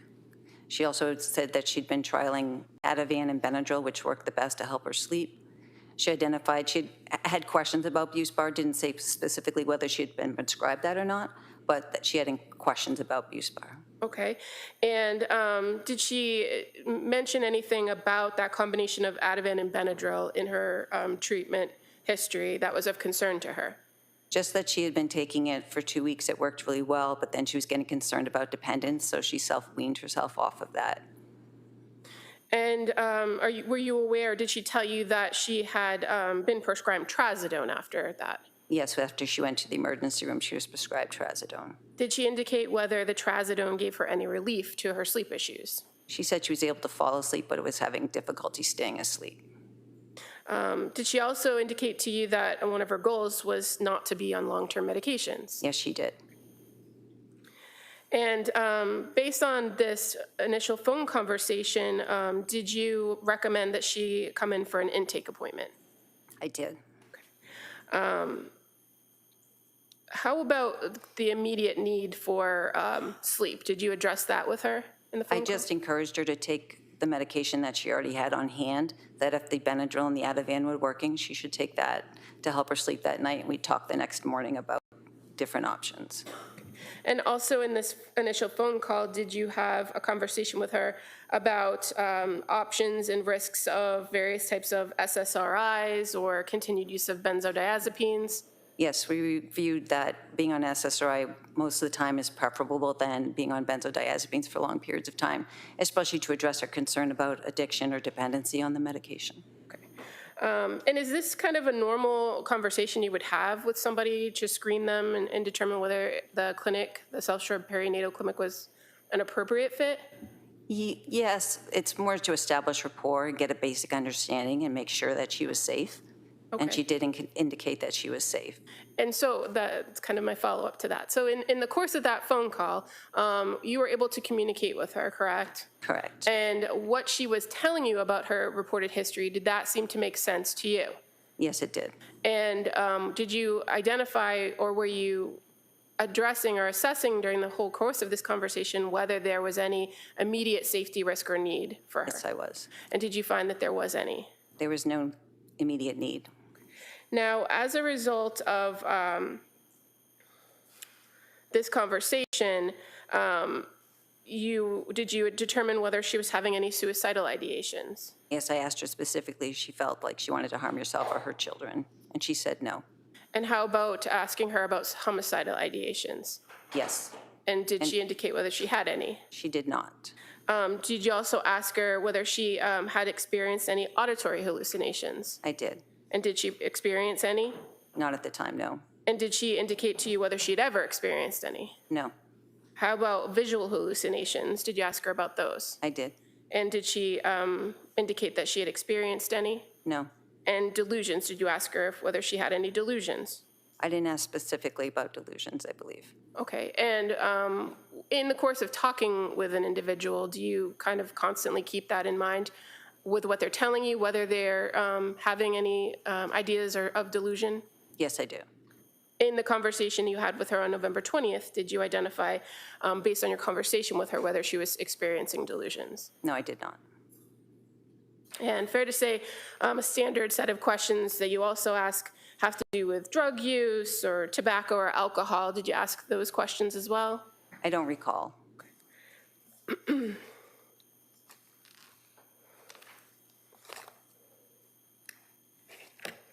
If I were to show you your note, would that refresh your memory? I have my notes right here. I could look at it. Okay, I'm gonna draw your attention to the note from November 20th of 2022. Yes, I did ask her apparently. And she said no to illicit drug use, tobacco or marijuana or alcohol at that time. Okay. And she also indicated to you that at this time on November 20th that she had stopped breastfeeding. That's correct. Now, did she schedule or did you schedule with her an intake for the next day, November 21st? We did. And at the clinic, what generally is the practice for whether a person appears in person or on a telehealth visit or virtually? Generally speaking, we like to do the intake in person as long as it's feasible. And for her, it was. Okay. And just kind of while we're on that topic, going forward with a patient who's being seen at the clinic, what are the criteria to determine an in-person visit or a telehealth visit? They're given the option about what works best for them. And are there instances where you as a provider might insist a person comes in person? If somebody needs to do like a urine drug screen or laboratory work, we'll have them come in. Or if they seem to be not making sense or having more difficulties, we'll have them come in person. And if a person is scheduled for an in-person visit and there are no observed issues on your end, can they opt to change it to a virtual appointment at any point? Yes. Okay. And that's just the normal course of business at the clinic? Correct. Now, in this particular instance, you said the intake was in person, right? Yes. And during the course of the intake, are there particular types of questions that are asked of the person to get to know them and get to know their situation? Yes, generally, we do a full intake. The first thing they do is meet with the nurse who does all the screenings. And one of the things that is asked of an individual when they come in is to tell you why they are there, right? Correct. What their complaint is. Yes. And so for this patient, for Lindsay Clancy, what did she identify as the reason for the visit? Would it be okay if I refer to my note? Sure. So she said pretty much I cannot sleep was her major concern. And is that something that you've seen in your experience with new moms that come through the clinic and are postpartum? It's very typical. Now, even with that report or that reason, do you do a full history to try to identify kind of what's going on in the present and what has happened in the past? Yes, I do. And generally, is it fair to say that that's kind of the goal of an intake, right? I do that with every client. I have a standard set of questions. Is that just for the intake or any follow-up? Any follow-up, I have a basic kind of script, but I always adjust it based on what they're saying. Okay.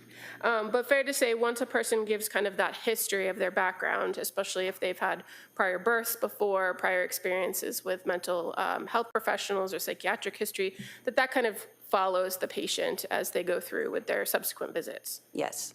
So in this instance, you had some background information from the phone call you had with her, but did you go back through those standard questions that you'd ask in an intake? I did. And did you learn a little bit more about about her current mental status? Did you ask her some questions about currently how she was in this November 21st meeting? I did. And so, again, do you kind of go through in each and every instance whether the person has any thoughts of suicide or harming themselves or others? At every visit, those are standard questions that I ask if they have any type of suicidal homicidal ideation or auditory or visual hallucinations. Do you ask the same questions each time, or is it kind of fluid based on your rapport and conversation with the patient? Generally, I try and touch upon the topic. Sometimes we get to that answer indirectly just by the line of questioning that we're using. Okay. And where it had been reported to you that she had been on the Zoloft and stopped due to insomnia, that she was overwhelmed and her mind was racing, did you talk with her about intrusive thoughts? I did. And did she indicate whether at that point she was having any intrusive thoughts of harming herself or her babies? She was not. Did she report to you how she was feeling at home with having now 3 children to take care of? She was feeling overwhelmed. And that, again, reiterating that around 12 weeks when Patrick went back to work, that she was having increased anxiety. Correct. And did she indicate to you that that was something that she had experienced to some extent with her other 2 children? At least with her second pregnancy. And was she able to manage that with her second pregnancy without medication? As far as what I was told, yes. And fair to say she indicated that she would use breathing, meditation, and yoga to work through it. Correct. And so on this November 21st intake date, you again ask about drug use, right? Correct. And at this point, she had told you that she did trial one CBD gummy at some point, but that did not help. Correct. And you also learn about any prior psychiatric medication she had been on? Yes, she had been on the Zoloft, the Ativan. She had been prescribed Buspar, but she didn't indicate whether she had taken that or not. Okay, and so that was her report of her most recent course of treatment, but did she talk about having anxiety issues Yes. further back in her history? Yes, in college she had trialed Prozac, propranolol, and Wellbutrin. And fair to say she indicated that to you that she did well on those medications in nursing school? Correct, with the only side effect being sexual side effects. Did you talk to her at this point in November 21, 2022, about whether she had a plan to go back to work? I don't know if that was a specific day. I know that we talked about work at a different date. Okay. If you have your note in front of you, I'd just draw your attention to maybe the last paragraph of the history of present illness. Oh, I'm sorry. And you're talking about the day of the intake? Yes, sorry. Sorry, I thought you said the 22nd. So, yeah, she had planned to go back to work in October, but it got delayed. She pushed it forward to November because she was having anxiety. Okay. And during the course of this intake, again, you did those same mental status screens for any concerns, right? Correct. Did you know any in this face-to-face in-person meeting with her? No, she was goal-directed, linear. She was a great historian, actively participated in the care plan.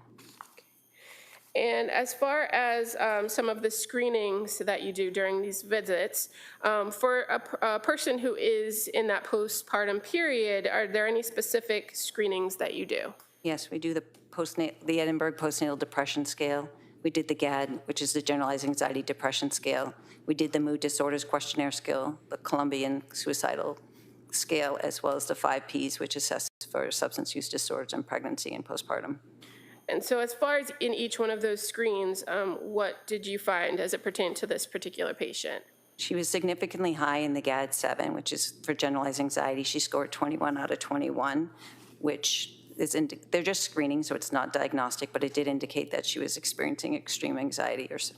And then with the Edinburgh Postnatal Depression Scale, she scored a 23 out of 30. But the one that I look for the most in that scale is number 10, and she was negative, and that's for suicidality. Okay. And so why is it that you look at that one in particular, or why do you consider that most? because that shows significant depression, especially if they have thoughts of harming themselves. Is it fair to say that that Edinburgh scale, it also could fluctuate with postpartum mom depending on their situation? Yes. And in the other screens that you performed, did you identify whether there was any substance use issues? No, there wasn't. Now, once you were able to kind of gather all this information from her and do these screenings, were you able to come up with an assessment and a plan for how to help her? Yes, And what was going to be the plan with Ms. Clancy? so we had discussed starting Prozac Okay. And is that, or why Prozac? Why start there? because she'd had a history of being successful on it in the past, and that's a good indicator that instead of trialing multiple medications, to start with the ones that actually work. So I gave her 10 milligrams for the first 4 days to make sure there were no adverse reactions, and then I was going to increase her to 20 milligrams if she tolerated that well. Okay. And what about some of the medications that she had already, that she was already on, the Ativan and Benadryl and the Trazodone? Did you have a plan for those? I did. So I encouraged her to take the Ativan. So when Prozac can sometimes be very activating, it can make the anxiety worse before it gets better when you first start it. So I wanted to pair it with the Ativan just in the beginning, just to help her be more comfortable with the anxiety and to make sure that it didn't interfere with her sleep. And as far as Prozac goes, what class of medication is it? It's an SSRI, a selective serotonin reuptake inhibitor. Is it commonly prescribed to treat people with depression? Yes, it is a first-line treatment. You said first-line treatment? Correct. And the idea of pairing a particular medication like an SSRI with another medication, is that a fairly common practice with psychiatric medications? Yes. As far as you mentioned that sometimes symptoms could get worse before they get better. Is that also common with SSRIs? Yes, it is. Does it take a while for a medication to get into a person's system and stabilize them? Generally, side effects are the first week or two, but to get to a therapeutic level, it's about 4 to 6 weeks. And was this something that you discussed with her about the timetable it would take to reach a therapeutic level? Yes. And when we say therapeutic level, what's the goal of reaching therapeutic level? Is remission in symptoms. People start to feel better then, right? Correct. Now, even though you were advising that she continue with the Ativan and she had told you that she had concerns about continuing with the benzodiazepine, did you indicate that there would be a plan to taper that or reduce that? Yes, once the activating symptoms went away, then we would look at reducing that and moving away from the Ativan and moving more towards like a Buspar. Okay. And as far as talking about that plan and what the risks and benefits of that plan were, did she appear to understand and engage in conversation with you about that? Yes, she verbally understood and said that she understood the instructions. Did she ask the appropriate questions or follow up? Yes, she did. And as far as kind of overall what the plan was moving forward, was medication the only recommendation that you were making, or did you have other recommendations for her? No, I set her up with talk therapy with Letitia Dukes as well. Sorry, when you say talk therapy, what do you mean by that? So coming in and actually doing cognitive behavioral therapy with a clinician, someone who is trained in this. Okay. And so you mentioned Letitia Dukes. Correct. She was the clinician in our program at the time. And when you make this recommendation and this intake visit, do you work with the patient to schedule something before they leave, or is it up to them to schedule the time with the social worker? It was set up with her before she left, I believe. Okay. And you're aware that the first scheduled appointment with Letitia was for December 2nd? Correct. I believe because it was a holiday week that week. Okay. Now, this time that you were with Ms. Clancy during this initial intake, fair to say it was approximately 60 minutes? Yeah, she spent 30 minutes with my nurse and 60 minutes with myself. So she was there for an hour and a half? And is that normal time period that you allot for people coming in for intakes? Yes. And as far as follow-up with you as the clinician and prescriber, was there a plan set for when she was going to return? Yes, we had established a return in 2 weeks. Now, at this point, because you had made that initial contact with her and you had done this intake, was she going to be assigned to you as a patient? This was going to be a short-term arrangement. I was already in the process of leaving the program at the time. Had that been communicated to her? I don't recall. Okay.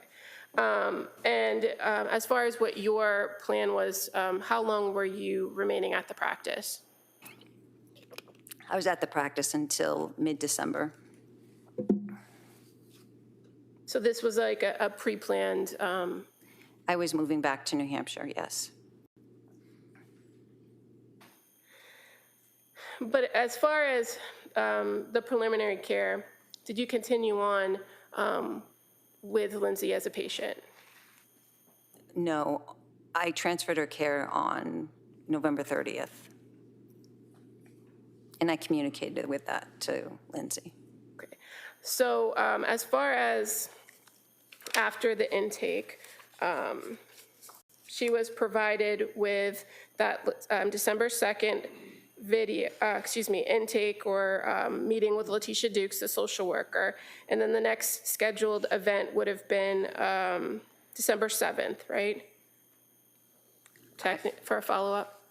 She had I believe, I don't recall the actual, what her next follow-up with me was. I don't recall that date, but she did have a follow-up with Rebecca Gelada. Okay.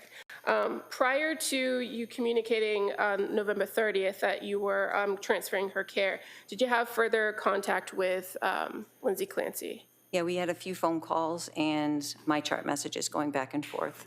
Can you just explain to the jury what the MyChart messaging system is in your practice? It's kind of a chat feature between the client. They can reach out directly to the provider. It goes right to our inbox, and we can talk back and forth between visits.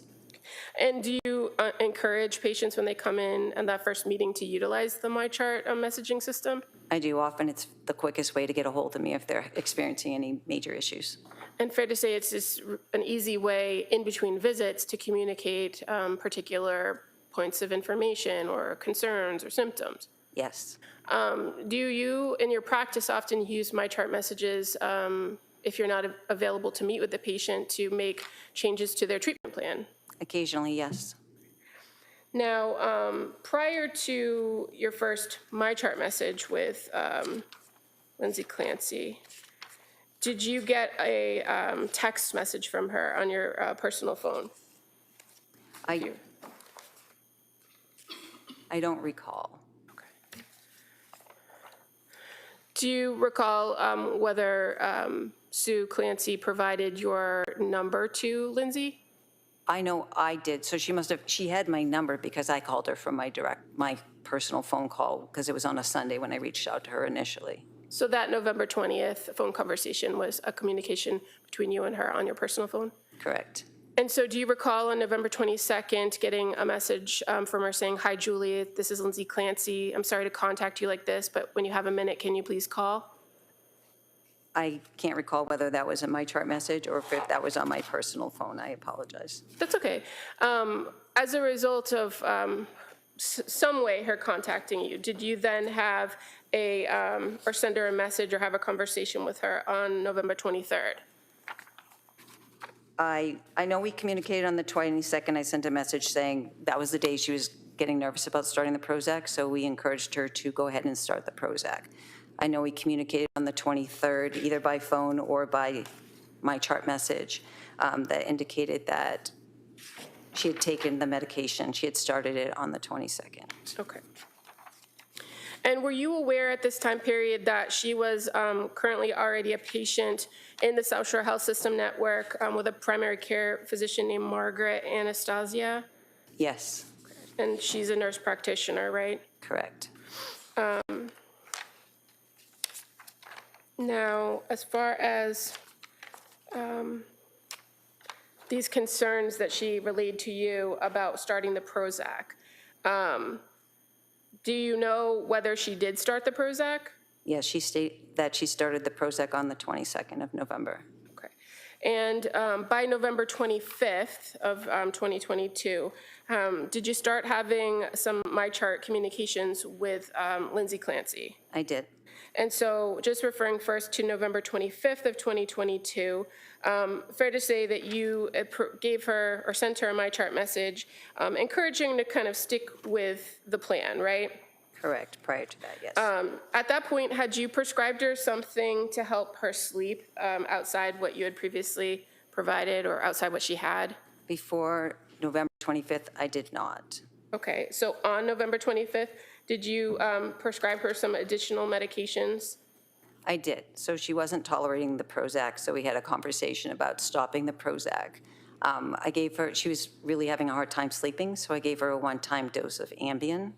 And then I also prescribed mirtazapine, which is another antidepressant, but it works really good for sedation and anxiety. So started that at 7.5 milligrams, told her to stop the Prozac. And I also paired it with Klonopin, but I told her explicitly not to take the Ativan, just to take the Klonopin to help. It's longer acting benzodiazepine to help her with sleep and longer acting anxiety support while we got this new medication up and running. And so in your conversations with her about her concerns about the Prozac, fair to say she reported to you that she was feeling disconnected, out of it, a little bit spacey. Does that sound right? Yes, that's correct. And so you said your recommendation at that point was to discontinue the Prozac. Correct. And as far as the Prozac went, she hadn't taken it for very long, had she? She took it for 3 days. 3 days? Correct. And again, you had that conversation with her about kind of waiting it out for the 4 to 6 weeks. But based on what she was reporting to you, did you have any concerns about her stopping the Prozac after only 3 days? When a client doesn't have buy-in to the medication, it's awful. It doesn't work as well. So I was working with Lindsay to try and find a medication that would make her feel more comfortable. She was feeling very uncomfortable, very anxious, and the Prozac, she just wasn't tolerating the activation from the Prozac. So mirtazapine is a little bit more calming, which I thought she would resonate with better. Okay. And so again, this is not one of those follow-up visits on a telehealth or a face-to-face. So were you relying heavily on what she was reporting to you? Yes. And again, in that MyChart message, you did indicate to stop the Prozac, Benadryl, and Ativan, and don't take while taking Klonopin, right? Correct. And in your practice as a psychiatric nurse practitioner who prescribes medication, is it common that you have to kind of trial different medications to find the right one to work for any given patient? Yes, it's pretty common practice in psychiatry. And fair to say, there's no way to anticipate how a particular patient is going to respond to any particular treatment, medication treatment. Correct. So after prescribing the Klonopin, the mirtazapine, and giving her that single dose of Ambien, did you do anything or set anything up to follow up with her after changing those prescriptions? I just told her to she can MyChart message me over the weekend. It was the holiday weekend. Okay. So I made sure she knew I was available to answer her questions. And fair to say she did, in fact, MyChart. You sent you MyChart messages over the course of that weekend, correct? She did, yes. And so starting at 7:51 on November 26th, she reported to you kind of how that night went, didn't she? Yes. Where she said, I did better last night. I took 7.5 mirtazapine and 0.5 Klonopin at bedtime, slept fairly well on and off until 3:45. And then she asked, do you think increasing the mirtazapine will help me stay asleep longer? I can survive like this, but would be helpful to get to sleep until at least 5. Thoughts? Thank you, Lindsay. Yes. Did you respond to that message? I did. And what did you advise her to do when she asked about increasing the mirtazapine and wanting to stay asleep longer? I said she could trial the 15 milligrams. And again, is that something that is common for you to do in prescribing, that maybe you have to adjust the dosage? Yes. Did you have any concerns that increasing the mirtazapine up to 15 would have had any issues or problems? No. And then again, on November 27th, you had a correspondence with her starting at 9:59 a.m. where she again reports to you how she did that night. Is that something you encourage her to do, to just give you a nightly or like a follow-up the next day, check in to let you know how she was or what she was experiencing by way of symptoms? I do that with a lot of clients that are really anxious. I like to make myself available to them so that they have that reassurance. Okay. So this wasn't kind of unexpected? It wasn't out of the ordinary for me.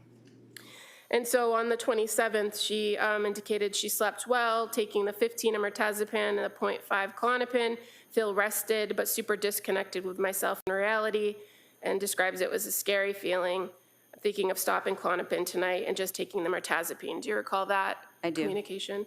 And she acknowledges that I've only taken it 2 nights, so that should be right, okay? Or, sorry, I've only taken it 2 nights, so that should be okay, right? Do you recall her asking that? She's referring to the Klonopin, and yes, she did. She was really anxious about being dependent on benzodiazepines, so I think her goal was to not be on them. And if she was going to, the disorientation might have been because of all the sedation from the mirtazapine, which is a common side effect, which is why we chose that, and she knew that. And adding the Klonopin, maybe removing that, might have helped with some of the sedative factors for it. So did you find there to be any issues with stopping the Klonopin or her deciding not to take it after 2 days? No, I did not. And in fact, you indicated and told her that should help with the disorientation, right? Yes, it might. Okay. And so that was on November 27th. And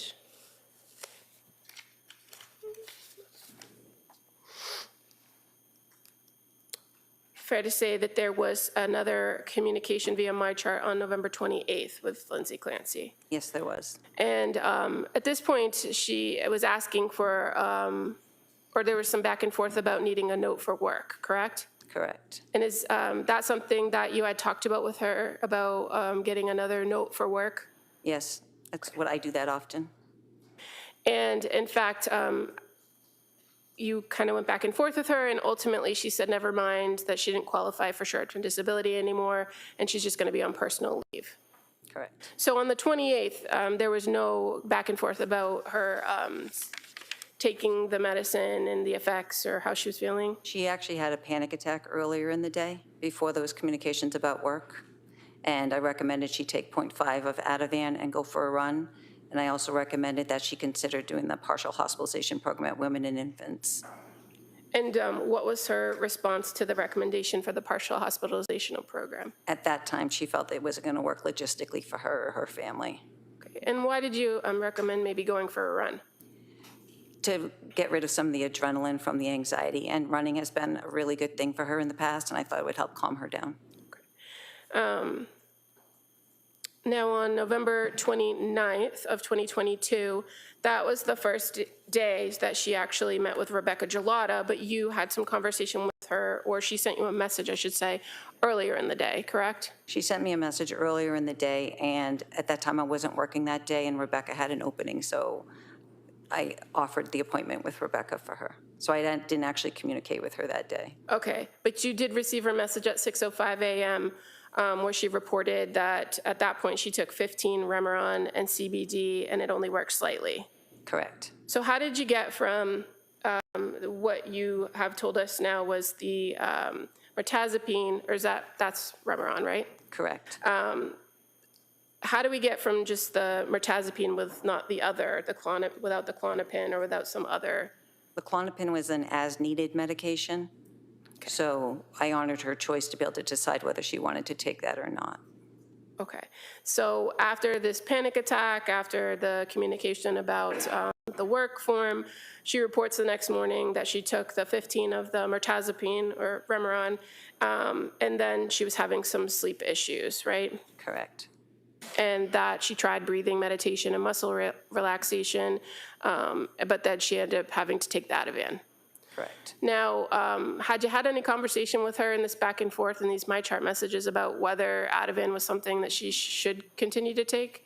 It was understood that she wouldn't take it until I had that conversation with her. I was under the understanding that she wouldn't be taking it while taking the Klonopin.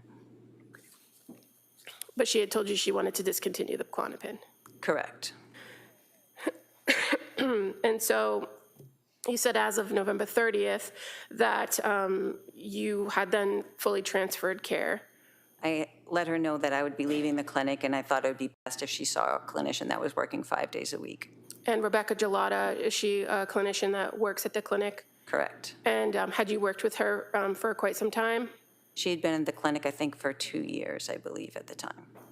And you said that you had recommended on the day before, on the 29th, that she set up that meeting with Rebecca because she was available. Correct. So it just was kind of happenstance that she ended up with Rebecca, or? I was in the process of transferring all of my patients between Rebecca and our new hire, and Rebecca was an experienced clinician, so I felt she would be a better match for Lindsay. Okay.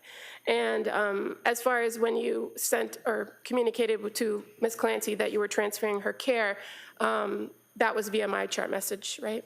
Correct. And Lindsay then responded to you, or do you recall if she responded to you? I'm She sorry. did respond to me saying thank you for the care that I provided. She appreciated it and wished me luck.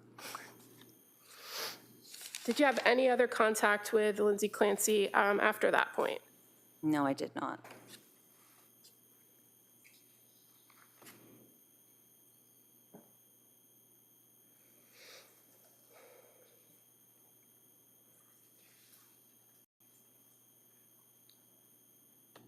And just to be clear, so when we were talking about moving from November 28th to the 29th in time, did you have a phone call with her outside the MyChart messages about that panic attack? Or do you recall having, entering a progress note about that? I do remember entering a progress note about that. Okay. And that's when I told her to go for the run. I made the recommendation for the PHP.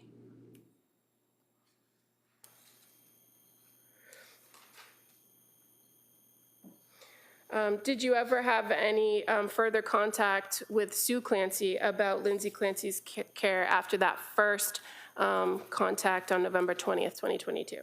I don't recall that.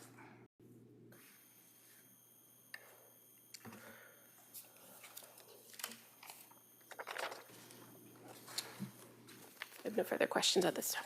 Counsel, can I see it? Sidebar.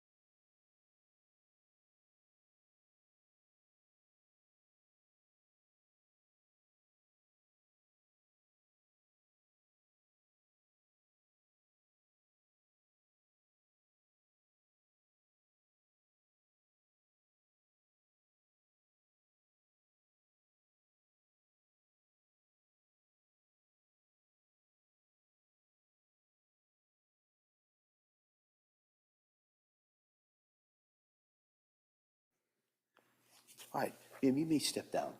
Thank you.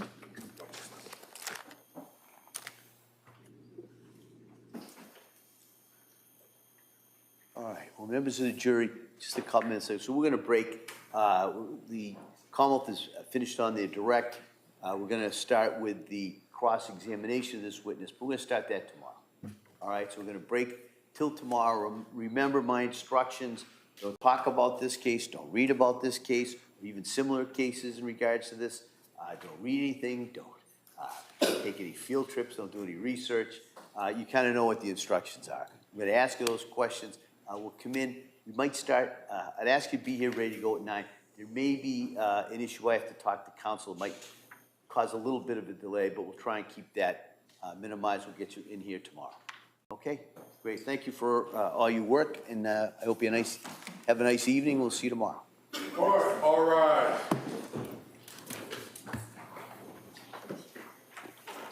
Good, so you know what's call me.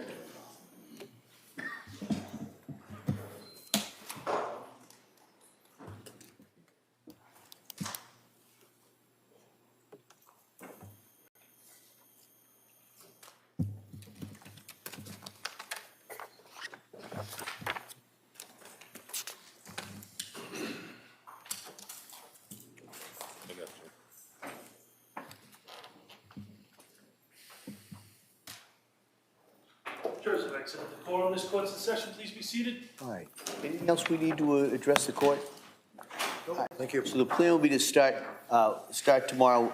Before we bring the jury back in, my plan would be to address the defendant's motion for that additional witness. We could maybe do that first thing, and then after we argue that, go right back into the presentation evidence. All right. Thank you, everyone. Thank you. Court, all rise.